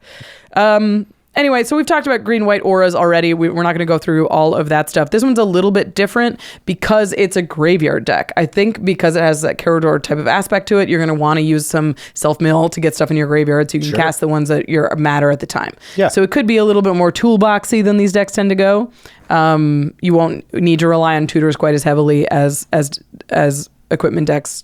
Well, yeah, because your mill turns into your card draw, which is, man, Pattern of Rebirth in this. Blech. Sick. Blech. Sick. Yeah. I was like, is there any auras or equipments that go to the graveyard, like, repeatedly? And I'm like, Pattern of Rebirth, yuck. There's Unbridled Growth that you can sack it to draw a card. So you can basically pay a green and sack it to draw a card every turn. You can only do it once per turn, so it's just sort of a... If you have nothing better to cast, you can cast this. Citizen's Crowbar sacks. It's an equipment. It sacks itself to destroy target artifact or enchantment. Yep. But this deck really wants aura removal. Sure. Because that stuff falls off. Canvas Transformation, Lignify, Minimus Containment is great. That's mean. Because you can enchant a non-land permanent, turns it into a treasure. I get it. And then they can sack it. I get it. And you're like, oh, it's back in my graveyard. I recast it. I'm that now. Ugh. I hate losing my commander to things like this. Yeah. I really do. I think that it like Lignify and Canvas Transformation are better in this deck than like a Darksteel Mutation. Yeah. Because Darksteel Mutation comes on and it stays on. Yes, it does. So Canvas Transformation and Lignify, at least you're like, I'm gonna block. I'm gonna like I can get rid of this thing. And then it's even better because you can replay it. I hear you. I like to have my commander out, and I've had this happen too many times. And now you just have the security to do it over and over and over. Really it's powerful. crazy. Yeah. I also really like curses in this deck. Tenuous Truce is really fun. At the beginning of it's an enchant opponent. At the beginning of enchanted opponent's end step, you and that player each draw a card. When you attack enchanted opponent or a planeswalker they control, or when they attack you or a planeswalker you control, sacrifice Tenuous Truce. So you can make a truce, and then you're drawing some extra cards. And if they break that truce, you can make a new truce with somebody else who's better truce partner. I like it. Curse of Silence makes one thing cost 2 more, and if they cast it, then you get to draw a card and sacrifice Curse of Silence and pick a new thing. Seems good. You pick their commander. It's not very nice, but you can do it. You're only drawing a card. Like, that's cooler than Canvas Transformation. Oh, yeah, for sure. All right, we're moving on to the next card, which is maybe the most powerful card in the whole set, and it's an uncommon. Yeah. It's Filter Out. Oh, my lord. 1 blue for an instant. Return all non-creature, non-land permanents to their owner's hand. What? It's an instant that does that. It's like a Cyclonic Rift, but that targets you too. Yeah. It protects your stuff if you're playing a non-creature deck. Oh, no, Like, if they cast a Vandal Blast, so you're many like, uses. You're like, boop, into your hand. Yep. Recast all these, draw all my stuff again. Totally. Oh, you cast a Bane of Progress, boop, all my enchantments back to my hand. Recast, draw all my stuff. Artifacts are just now so much better because you have those low CMC artifact card. Like, typically artifacts now have evolved into, max out at like 3 CMC. Right. And just like you said, you just, okay, I'm going to boop, grab these up, and the next turn, boop, boop, this taps for this, and all of a sudden you've got 6 permanents out and they've got 2. It's also super strong against like signets. Sure. Like if somebody builds their whole mana base on signets, then you just like boop all of them back to your hand. You've got 3 lands, so it's going to take you a second to recast all of those things. Yep. If you're playing a creature deck, it's great. If you're playing an enchantment deck, it's great. If you're playing an artifact deck, it's great. You're going to play it. You're going to see it. Buy more of these filter outs. I think they're cracked. Okay, we're moving on to Jor-El, Voice of Zhalfir. Yes. So Jor-El, Voice of Zhalfir, 2 green and blue for a 3/3 at the human druid. At the beginning of combat on your turn, up to 1 target land you control becomes an XX green and blue bird creature token with flying and haste until end of turn, where X is the number of cards in your hand. It's still a land. Whenever a land creature you control deals combat damage to a player, draw a card. Okay. So it's a land creature deck. Yeah, it seems cool. With card draw that's kind of built in. Yeah, it's like a Toski for land creatures. So it could look similar to like the new Tatiova, Steward of Tides. You're going to want something like an Awaken the Woods that makes all your stuff into... You're like, I make 5 land creatures and I attack and I draw all these cards. Yep. But you're going to focus a little bit more on keeping a big hand because you want that bird to be huge. Yeah, totally. So I think this could be a green-blue lands deck. I also think this could be a green-blue big draw deck. Yeah, I think you're right. Yeah. Like a Rishkar's Expertise. Sure. Because that, like, the bigger your bird is, the more you're going to draw, the bigger your bird is. Right. So you could use a Greater Good to sack the land, draw a whole bunch of cards, and then your bird's even bigger next turn. Yep. So I could also see it if you're not focusing on the land creature draw thing, you're focusing on just like big bird. This is big bird deck. And it's coming for you. Regardless of how you build it, let's say it together. Craig, what card are you putting in this deck? Oh, yeah, I love this. Inkmoth Nexus! Yeah. Bird. Yeah, amazing. Just like +1/+1/+1/+1/+1/+1. Amazing. Yeah, I mean, you're like, Jor-El turns a land into a bird. Yep. You'll choose Inkmoth Nexus, and you're like, great, this is my 8/8 bird. It has flying. Oh, you didn't block? I'll pay 1. Now it has Infect. And now you took 8 Infect damage. Or 10. I don't know how many cards you have in your hand. You keep hiding your hand. All right. Moving on. Karn, he's back, and he's not a planeswalker anymore. He's Karn, Legacy Reforged. Yep. It's a 5-mana golem with star, power, and toughness. Karn's power and toughness are equal to the greatest mana value among artifacts you control. At the beginning of your upkeep, add colorless for each artifact you control. This mana can't be spent to cast non-artifact spells. Until the end of turn, you don't lose this mana as steps and phases end. It's a Blinkmoth turn. Yeah, it just sounds like a better Blinkmoth turn. Yeah, but just for you. Yeah. In the command zone. Is it just for you? Okay, that's good. Yeah, it doesn't... Yeah, it's Count just yours. other people. That's good. So Blinkmoth Urn is everybody gets the mana equal to their artifacts. It's still usually quite good because you usually have the most artifacts. But now it's just for you, and he's in the command zone for a colorless deck. I can dig it. You're going to need to make a ton of artifacts, like Clown Car. Clown Car is a vehicle for X. When it does enters make the a ton of battlefield. artifacts. It does. You roll X 6-sided die for each odd result. You make a clown for each even result. You make a bigger car for them. Yeah. All right. That makes a ton of artifacts, so you make more mana with Karn. You could build this as a Karn colorless artifacts deck. There's tons of these that exist already. More likely, I think we'll see him in the 99 of big artifact decks like Saheeli the Gifted, or maybe Chiscoria Forged Tyrant. Dig it. Very cool. All right, we're moving on. All right. Next is Kiora, Sovereign of the Deep, 3 green-blue for a 4/5, Vigilance Ward 3, Merfolk Noble. Mm-hmm. Whenever you cast a Kraken, Leviathan, Octopus, or Serpent spell from your hand, look at the top X cards of your library, where X is that spell's mana value. You may cast a spell with mana value less than X from among them without paying its mana cost. Put the rest on the bottom of your library in a random order. That seems very cool. It's super because sweet. there are like the Krakens and the Leviathans and all. They're huge. They're enormous. So when you get to dig for them, you're getting out something else huge. Yeah. Yeah, I think this is super cool. It's like Rashmi for Leviathans. Yeah, totally. And there's a ton of ways to build this. You could just do it as like sea serpent tribal stuff, where you cast big stuff, to cast more ramp spells, to cast more big stuff, to cast more ramp spells. Those you can all find online. They've made green blue. They have made green blue stuff ramp decks. before. You can find those.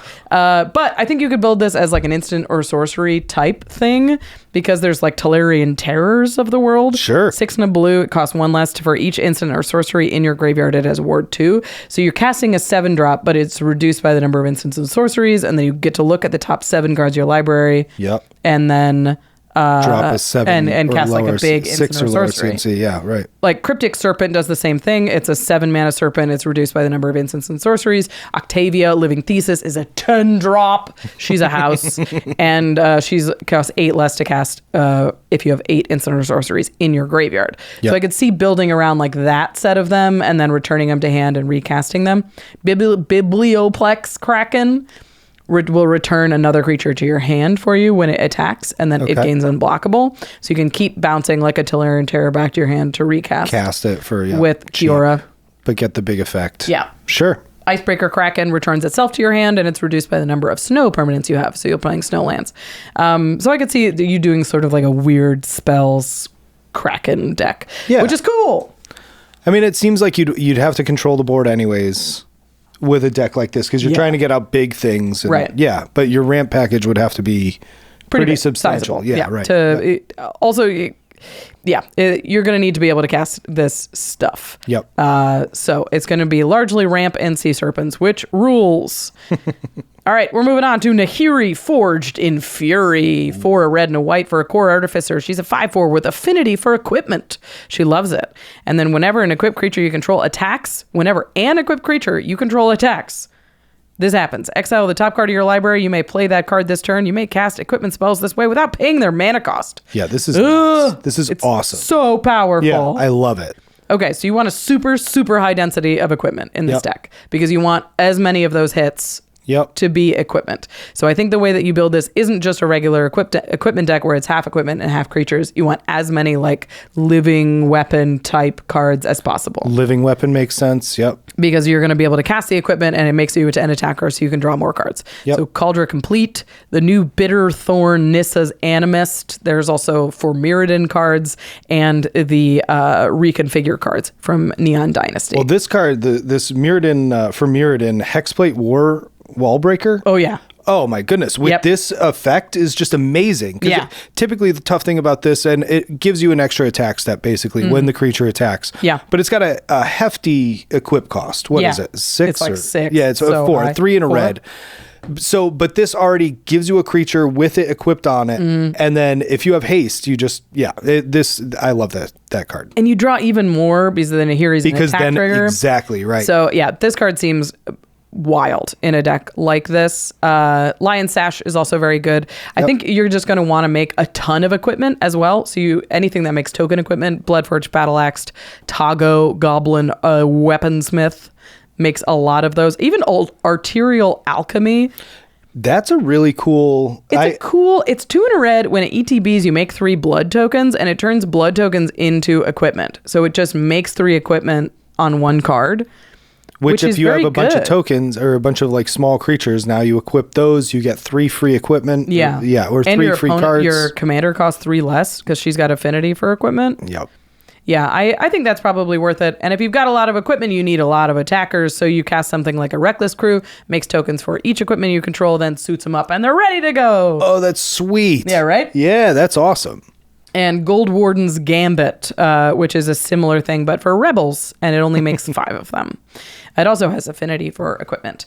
Okay, we're moving on. Yep. To Niv-Mizzet Supreme. Niv-Mizzet Supreme. So it's Wooburg, 5/5, flying, hexproof from monocolored. Each instant and sorcery card in your graveyard that's exactly 2 colors has Jumpstart.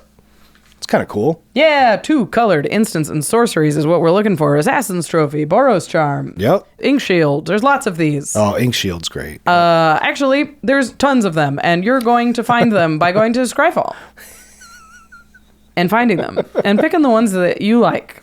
You go to Scryfall, and if you search color equals 2, that's going to give you 2 colored spells, and then you search in parentheses type instant or type sorcery, you're going to find a lot of them, and they're super cool, and you're going to pick out the ones you like, and you're going to build this deck. You put multicolored spell stuff in there. I could see running like a widespread thieving or a Tome of the Guild Pact, but largely it's going to be instants and sorceries, and you're going to figure out a way to win. Cool. Yep. All right. This next one is Pia Nalar, Consul of Revival. It's Chandra's mommy. Aww. Red and a white for a 2/3. It says Thopters you control have haste. Whenever you play a land from exile or cast a spell from exile, create a 1/1 colorless Thopter artifact creature token with flying. My dream. It's Loyal Apprentice in the command zone. That is. Yeah, basically. I love her so much. And I know I can't spend a ton of time talking about her with you guys because you just play the exile stuff. You play cards that impulse draw and then you cast them. So like a Showdown of the Scalds, the new Sword of Forge and Frontier, or like a Wand of Wonder will cast up to 3 spells from exile and make you 3 Thopters. You get to roll a dice. And it's cool. This card has been really good for me. It's been really good for me. You run Retrofitter Foundry, and you can sacrifice those Thopters and make 4/4s every turn. You run Thopter Shop. Whenever you make a Thopter, you draw a card. You run Lucille Clockwork Scholar. Whenever an artifact creature enters the battlefield, you draw a card. You run Chiscoria, and you cast more artifacts for bigger, and they cost less than your Thopters. You can Ali Boo, and you give them all haste. And then when you attack with all your Thopters, and you blast somebody for big damage. This deck is super fun, but I can't spend a ton of time talking about it. And then Scry because because Ali Boo's dumb. Yeah. All right, next card. It's sweet. So it's Plargg and Nassari. It's 3 red for a 5/4 Orc Efreet. At the beginning of your upkeep, each player exiles cards from the top of their library until they exile a non-land card. An opponent chooses a non-land card exiled this way. You may cast up to 2 spells from among the other cards exiled this way without paying their mana costs. Sweet. Cool. It's an upkeep tally, sort of. Yep. And you get the worst of 3 cards for free. Yeah, that's great. It's a very fun effect. It's really hard to build around if you're building it as a commander. I guess you're building some kind of chaos deck. Yeah, totally. Right. Or like cast from exiles stuff. More likely you're putting it in the 99 of a deck that cares about casting stuff from exile, like Pia. Yep. All right. The next card is Reckless Handling. 1 and a red for a sorcery. Search your library for an artifact card. Reveal it. Put it into your hand. Shuffle. Then discard a card at random. If an artifact card was discarded this way, it deals 2 damage to each opponent. It's like an artifact gamble. Yeah. We'll play that. All right. Okay, next is Samut, Vizier of Natkamun. Whatever. Nailed it. Yep, not one with the old gods. All right, 1 red and a green for a 2/3 human warrior cleric. First strike, vigilance, haste. Whenever a creature you control deals combat damage to a player, if that creature entered the battlefield this turn, draw a card. Sweet. So goes definitely in the old Samut because all your creatures have haste. All your stuff has haste. And you need ways to draw cards in there. So I think the 2 Samuts play well together. If you have a fast deck, if you're running real fast, you definitely run Samut. If you're building this as a commander, you want stuff to have haste. You want to make a lot of tokens and you want them to have haste. Like a Fire Cat Blitz makes a bunch of 1/1 cat tokens and they have haste. You lose them at the end of turn, but you've drawn a bunch of cards, so who cares? Yep. Elemental Mastery says tap. You make a bunch of red elemental creature tokens. They've got haste, and then you go attack. Holland and Elena Partners give stuff haste, and they punch. Fast stuff, or enters the battlefield tapped and attacking. It'll draw you a whole bunch of cards. It seems really sweet. But more likely you're going to see it in the 99 of decks like Samut, like you mentioned, or Henzi. Henzi gives stuff Henzi, blitz. totally. Yep. So you're like, they're going to be fast. You're going to draw some cards. Or Ognus, the dragons. Lash. Whenever a creature you control with haste attacks, create a tapped treasure token. Sweet. And then you draw cards. I like it a lot. The next one's Sarkhan, Soul of Flame. Okay, so Sarkhan, Soul of Flame. 1 blue-red for a 2/4 human shaman. Dragon spells you cost 1 less to cast.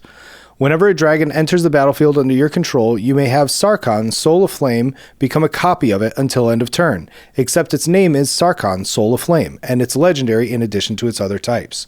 So, I love this for Crag.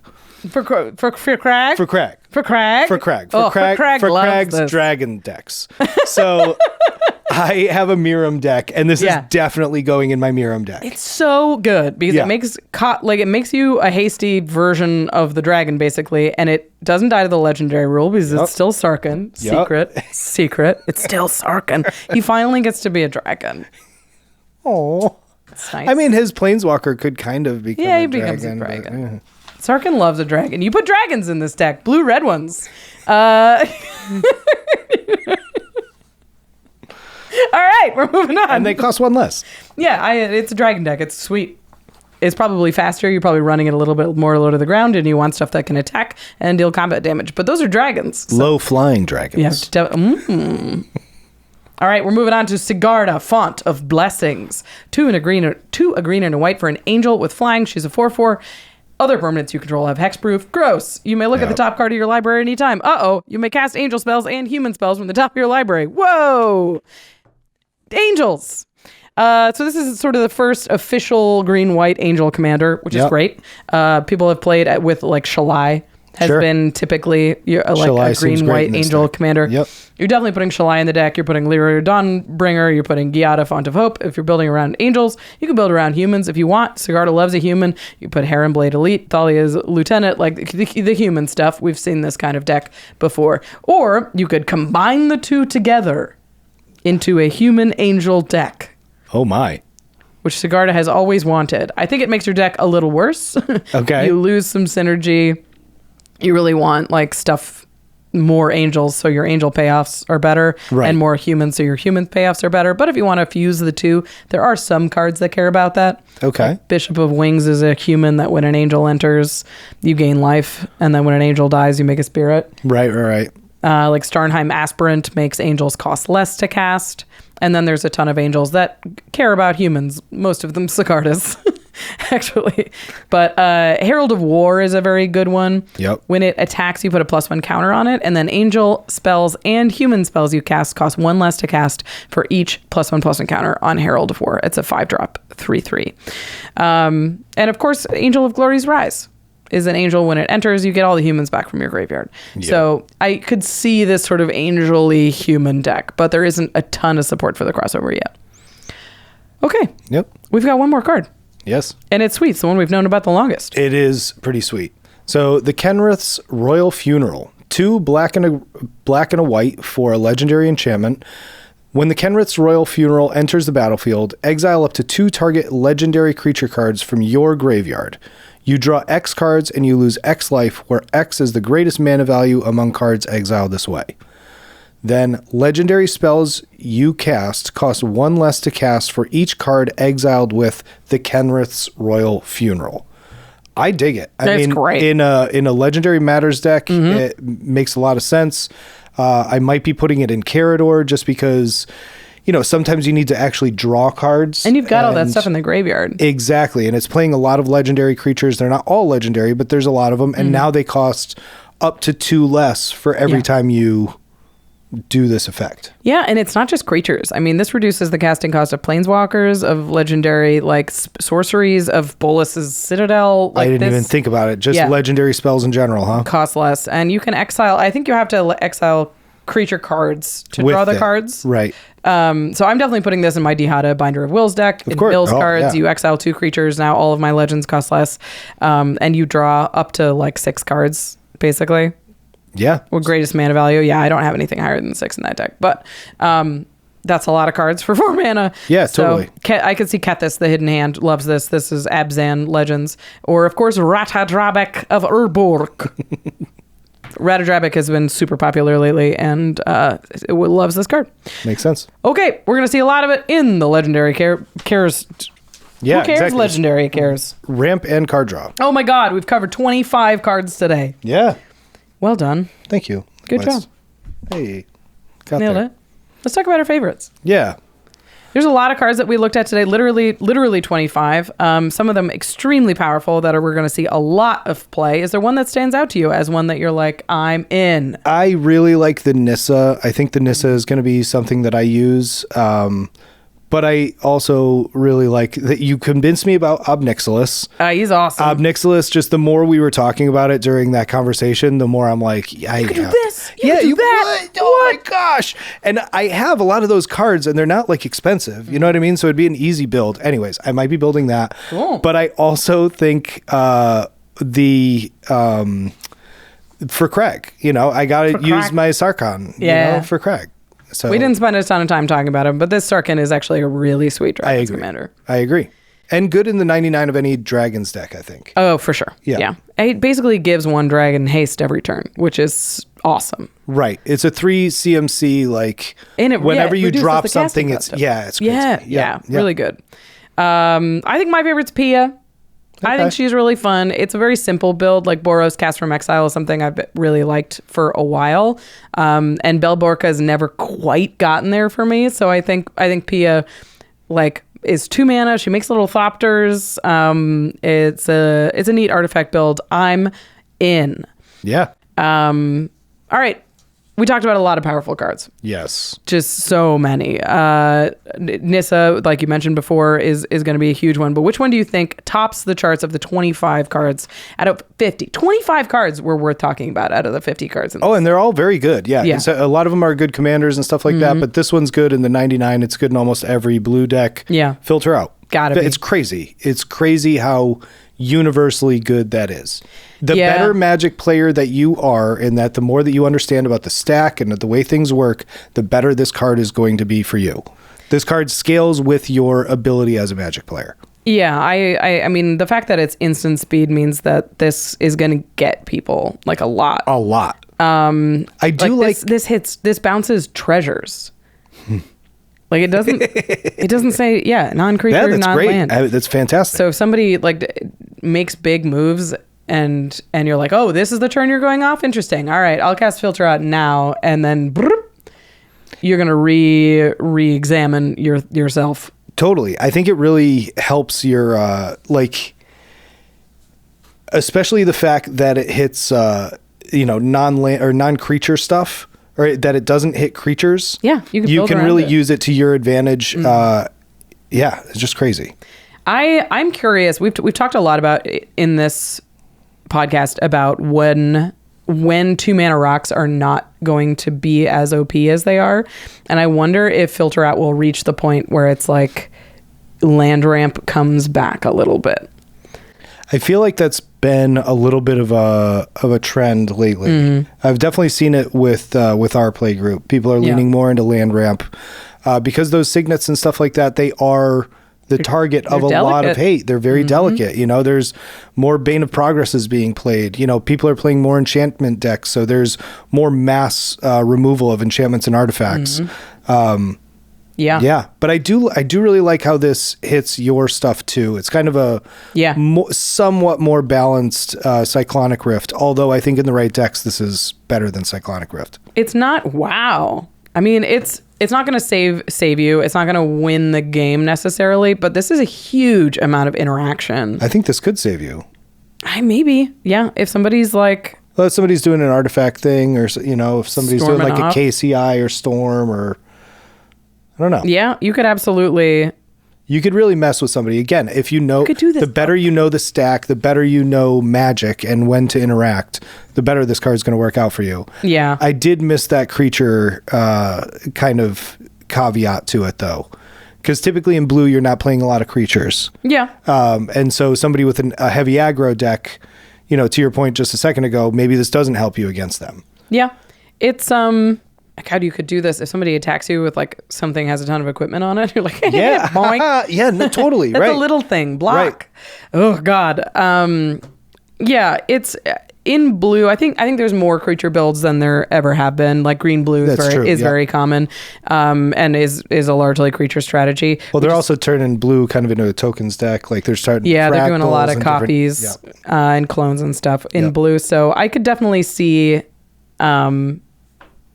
I think it's just we'll see how it goes, but it's interesting. The creature aspect of it, I think is somewhat balancing.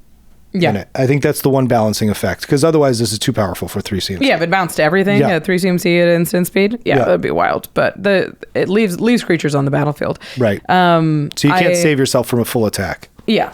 But there's definitely moments that this is going to be crazy. I mean, I may be overstating it, but we will find out. Yep. I think this card is quite good. I think so too. All right, to the listeners, what do you think about this mini set? This little epilogue to the story. Are you excited about it? What new cards slot perfectly into your existing commander decks? And are there any commanders that you're excited to build? Hopefully we covered everything as well as... you all wanted us to. I didn't want to skip over a ton of cards because there's so many cool ones. So I'm glad we got a chance to talk about it. But before we go, we're going to say thank you to our supporting, sponsors. But before we go, we're going to say thank you to our sponsors and also tell you to go to cardkingdom.com/command to pick up any of these cards or any of the cards that go along with them. Hopefully there's some cards that we talked about that you'd never heard before, or there's a strategy that you're excited about. Maybe you're building one of the new commanders from March of the Machine Aftermath. Go to Card Kingdom because they can get you all of the cards that you're looking for in one place, in one package, on the version that you're looking for. We're commander players. We're picky. We want exactly the card that we want. And Card Kingdom has a big enough inventory that often they can really make that happen for you. So use Card Kingdom and those cards will show up safely in one package on your doorstep and you'll be ready to build. Again, cardkingdom.com/command. And once those cards are in your hand, you're going to need to protect them. Go to ultrapro.com/command for all of the Magic accessories, for all of your Magic decor, for all of your more Magic storage solutions, or just dice. Man, I love ULTRAPRO dice because they're super clear. They help you represent your board state, and they delineate like +1 counters from loyalty counters, from they have the keyword counter dice, which are awesome. They have the tools that make sure that you have your board state figured out and you can play at your best and your opponents can understand what you're doing the best they can as well. Plus, they have great sales. So if you haven't subscribed to the Ultra Pro newsletter, go do that. They drop sales super fast where they're like 50% off all playmats now. And you can go and check and see if they have some of the arts that you're looking for, you're excited about. I love those emails because they do those flash sales where, like you said, it's like 50, sometimes 60% off. 3 binders. Like, all right, I needed sleeves, so today's the day. Done. Yeah. Again, ultrapro.com/command. You can protect your stuff and support the show. Big thank you to our team here at the Command Zone, to Damon Lentz, Arthur Meadowcroft, Lady Danger, Manson Lung, Josh Murphy, Jake Boss, Jordan Pridgeon, Sam Waldo, Gaurav Galati, Jamie Block, Mitch Trafford, Evan Limburger, Gabriel Poses, Megan Yip, Eric Lem, Jimmy Wong, Josh Lee Kwai, and Craig Blanchette. Thank you so much for joining me today. Rachel Weeks. Hey. And me. And thank you, the listener, for watching.